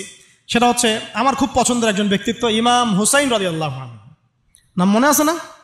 তার কারবালার মাঠের ঘটনা আপনারা জানেন। এইগুলো মহাকাব্য। তিনি সপরিবারে নিহত হলেন, শেষ পর্যন্ত কিন্তু আত্মসমর্পণ করেন না, করেছেন। তিনি প্রস্তাব দিলেন আমাকে ছেড়ে দাও, আমি মদিনায় চলে যাই, আমাকে ছেড়ে দাও, আমি মক্কায় চলে যাই, ছেড়ে দাও আমাকে, আমি কোনো সীমান্তে চলে যাই, সেখানে জিহাদ করে শহীদ হই। তারা কিন্তু সুযোগ দেয় নাই। আমাকে বলেন যারা তাকে আক্রমণ করেছিল তারা কি কালিমা পড়া মুসলমান ছিল না? বলেন তারা কি কাফের ছিল? তাহলে এখন কি ইমাম হোসেইন যে এখানে প্রতিবাদ করলেন, হাতে অস্ত্র উঠিয়ে নিয়ে যুদ্ধ করে শেষ পর্যন্ত শহীদ হলেন, তার যুদ্ধটাকে সন্ত্রাসী কর্মকাণ্ড ছিল? ঠিক অনেকে আছে আমাদের সমাজে, তারা মনে করে যে মুসলিমরা যতই পাপ করুক না কেন ওদেরকে কিছুই বলা যাবে না। এমন একটা কনসেপ্ট আমাদের সমাজে আছে, মুসলিম তারা ভাই কালিমা পড়ছে, লা ইলাহা ইল্লাল্লাহ বলছে, তাকে আপনি কেন এইভাবে চার্জ করেন? আরে কালিমা তো আব্দুল্লাহ বিন উবাইও পড়েছিল। আব্দুল্লাহ বিন উবাই কি কালিমা পড়ে নাই? তাহলে কি আপনি তাকে মুমিন বলে গণ্য করবেন? মনে রাখবেন একটা কথা, যাকে তাকে কোনো ক্ষুদ্র বিষয়ে কাফেরও যেমন বলা যাবে না, আবার যাকে তাকে মুসলমানও বলা যাবে না। এটা বুঝতে হবে আমাদেরকে, ঈমান ভঙ্গের কারণগুলো আমাদেরকে শিখতে হবে। যে যাকে তাকে যেমন আমরা কাফের তাকফির করবো না, ঠিক একইভাবে যাকে তাকে মুসলমান, পাক্কা মুসলমানও বলা যাবে না। আল্লাহ পাক আমাদেরকে বোঝার তৌফিক দান করেন। ঠিক এইভাবেই উমর রাদিয়াল্লাহু আনহু একদিন ফজরের নামাজে দাঁড়িয়ে কিরাত করছেন, পিছনে এক দাস, এই ফাইরুজ আবু লুলু একেবারে ধারালো ছুরি দিয়ে উমর রাদিয়াল্লাহু আনহুকে 2-3টা আঘাত করলো। উমর রাদিয়াল্লাহু আনহু শহীদ হলেন। এগুলো মহাকাব্য রচিত হয়েছে, কারণ ইসলামের বীর সিংহদেরকে কেউ আসলে সামন থেকে মারতে পারে নাই। কথা বুঝতে পারছেন? ওইভাবেই চোরাগপ্তই মারতে হয়েছে। আল্লাহর কসম, উমর রাদিয়াল্লাহু আনহু যে জায়গায় শাহাদাত বরণ করছেন ওই জায়গায় আমি দাঁড়াইছি, আলহামদুলিল্লাহ। ওই জায়গাতে আমি দেখে আসছি কোন জায়গায় তাকে শাহাদাত বরণ করা হয়েছে। ওখানে ওইসব জায়গাগুলো জিয়ারা করলেও মনের মধ্যে এই চেতনাগুলো জাগ্রত হয়। সুবহানাল্লাহ। আলী ইবনে আবি তালেব কুফার মসজিদে যাচ্ছেন, রাস্তায় এক ব্যক্তি তাকে চোরাগপ্ত হামলা চালিয়ে তাকে হত্যা করেছে। আল্লাহর বীর সৈন্যদেরকে কেউ সামন থেকে আঘাত করার সুযোগ পায় না। তো এগুলো হচ্ছে মহাকাব্য, জাজল্যমান মহাকাব্য। আরেকজন ব্যক্তির কথা জাস্ট বলে শেষ করে দিচ্ছি, অনেক আছে ভাই, বলতে থাকলে অনেক সময় লাগবে। রাজি একটা জায়গার নাম, ওখান থেকে কিছু লোক আসছে, এসে বলছে ইয়া রাসূলুল্লাহ আপনি আপনার কিছু সাহাবীকে পাঠান, আমরা ইসলাম কবুল করবো। ট্র্যাপ। আপনারা কেউ ভালো করে খেয়াল রাখবেন এগুলা, যে কেউ যখন তখন যাই বলবে হ্যাঁ করতে যাবেন না। মানুষের কথার পিছনে, ওদের কাজের পিছনে উদ্দেশ্য বোঝার চেষ্টা করবেন, ঠিক আছে? সবসময় কিন্তু আবেগে ভাসতে হবে না। আমরা কিন্তু এই জায়গায় ভুল করতেছি, অনেক ভুল হচ্ছে মাঝখানে। আমরা বিনয়ের সাথেই তাদেরকে বলবো যে ওলামায়ে কিরামদের সাথে মাশওয়ারা করে সিদ্ধান্ত নিতে, তাহলে ইনশাল্লাহ ভুলটা কম হবে ইনশাল্লাহ। ঠিক আছে? তো নবীজি 10 জনকে পাঠালেন, তারা দাওয়াত তো কবুল করেই নাই, হঠাৎ রাজি নামক জায়গায় তাদেরকে ঘিরে ফেললো, ঘিরে ফেলে 3 নিক্ষেপ করে 10 জন সাহাবী 7 জনকে শহীদ করে ফেললো, ট্র্যাপে ফেলছে, ট্র্যাপে। মানে এমনও আছে যে ওয়াজ মাহফিলে ডেকে মানুষ অনেক আলেমদেরকে মানে খারাপ কিছু করে ফেলেছে। হ্যাঁ, এরকম হিস্ট্রি আছে। তো সতর্ক থাকতে হবে, সতর্ক থাকার চেষ্টা করা। এখন 3 জন সাহাবী যুদ্ধ চালিয়ে যাচ্ছেন, তারপরেও তার মধ্যে একজন হচ্ছেন খুবাইব রাদিয়াল্লাহু আনহু। কি নাম? নাম বলেন? খুবাইব রাদিয়াল্লাহু আনহু। খুবাইব রাদিয়াল্লাহু আনহুকে এক পর্যায়ে মানে আর কতক্ষণ পারা যায়, 100 জন ঘিরে ফেলছে, আমরা 10 জন, 7 জন শহীদ হয়ে গেছে, 3 জন বাকি আছে, কতক্ষণ পারা যায়? তো তারা বললো যে তোমরা পাহাড় থেকে নেমে আসো, তোমাদেরকে ছেড়ে দিব। 3 জন মাশওয়ারা করছেন, না না নামা যাবেন, নামলে কিন্তু ওরা আমাকে ধরে ফেলবে। তারপরে বাধ্য হয়ে এক পর্যায়ে নামতে হয়েছে, নামার সাথে সাথেই একজনকে তারা মেরে ফেলছে, বাকি 2 জনকে তারা মক্কায় বিক্রি করে দিয়েছেন। ওই মক্কার 2 জনের মধ্যে একজন হচ্ছেন খুবাইব রাদিয়াল্লাহু আনহু। কি নাম? খুবাইব রাদিয়াল্লাহু আনহু। আরেকজনের নাম আসিম রাদিয়াল্লাহু আনহু। আসিম রাদিয়াল্লাহু আনহু। আসিম রাদিয়াল্লাহু আনহুকেও তারা হত্যা করেছে এবং তার লাশটাকে বিকৃত করার চেষ্টা করেছিল। কিন্তু আসিম রাদিয়াল্লাহু আনহু ওই সময় দোয়া করেছিলেন, আল্লাহ আমার লাশকে কোনো কাফেরের হাতে বিকৃত হতে তুমি দিও না। যুদ্ধ করতে করতে কথাটা বলেছেন, কারণ তিনি বুঝতে পারছেন যে 100 জন ঘিরে ফেলছে। ওদের একটা ট্রেডিশন ছিল লাশ বিকৃত করা, যে আল্লাহ আমার লাশটাকে তুমি কোনো কাফেরের হাতে বিকৃত করতে দিও না। তখন আল্লাহ রাব্বুল আলামিন তার শাহাদাতে পড়ে এক ঝাঁক ভেমরুল পাঠায় দেন, তারা তার গায়ের উপর বসে পড়ে, কোনো কাফের তাকে হাত দিতে পারে না। আল্লাহ পাক এভাবে সাহায্য করে। আর এইদিকে খুবাইব রাদিয়াল্লাহু আনহুকে বিক্রি করে দেওয়া হলো মক্কায়, তাকে জেলখানায় রাখা হচ্ছে। তো খুবাইব রাদিয়াল্লাহু আনহু জেলখানায় বসে আছেন, এটা একটু শুনেন আপনারা। জেলখানায় বসে আছেন, তার খুরের কাজের প্রয়োজন হয়েছে। ছেলেদের প্রয়োজন হয় না? খুরের কাজ তো বুঝতে পারছেন, অ্যাডাল্ট আপনারা। তো খুর চেয়েছেন, একটা খুর, আমাকে একটা খুর দাও। এখন কথা হচ্ছে খুবাইব রাদিয়াল্লাহু আনহু খুর চাইছেন, খুর দেয়া হয়েছে, তারা খুর দিচ্ছেন। তো খুর কাজ শেষ করার পরে ওই কাফেরদের একটা বাচ্চা, ছোট বাচ্চাটা দৌড়াদৌড়ি করতে গিয়ে ওই জেলখানার ভিতর ঢুকে গেছে, খুবাইব রাদিয়াল্লাহু আনহুর কাছে চলে আসছে। তো খুবাইব রাদিয়াল্লাহু আনহু কিন্তু পারতেন তাকে জিম্মি করে ওখান থেকে বের হইতে, পারতেন না? তিনি কোলে বসে আদর করতেছেন বাচ্চাটাকে, যার বাচ্চা সে তো আতঙ্কে, এইবার তো অবস্থা খারাপ, আমার বাচ্চাকে মেরে ফেলে তো সমস্যা হবে। তো খুবাইব রাদিয়াল্লাহু আনহু তাকে ছেড়ে দিলেন এবং আল্লাহ পাক ওই জেলখানার মধ্যে আল্লাহর পক্ষ থেকে তাকে আঙ্গুর খাওয়ালেন। ওই সময় ওই আঙ্গুর কথা পাওয়া যাচ্ছে না, কিন্তু জেলখানায় তিনি বসে আঙ্গুর খাচ্ছেন। তো কাফেররা বলেছে নিজেরাই যে খুবাইবের চেয়ে শ্রেষ্ঠ কোনো বন্দী আমরা কখনো দেখি নাই, খুবাইবের চেয়ে শ্রেষ্ঠ কোনো বন্দী আমরা কখনো দেখি নাই।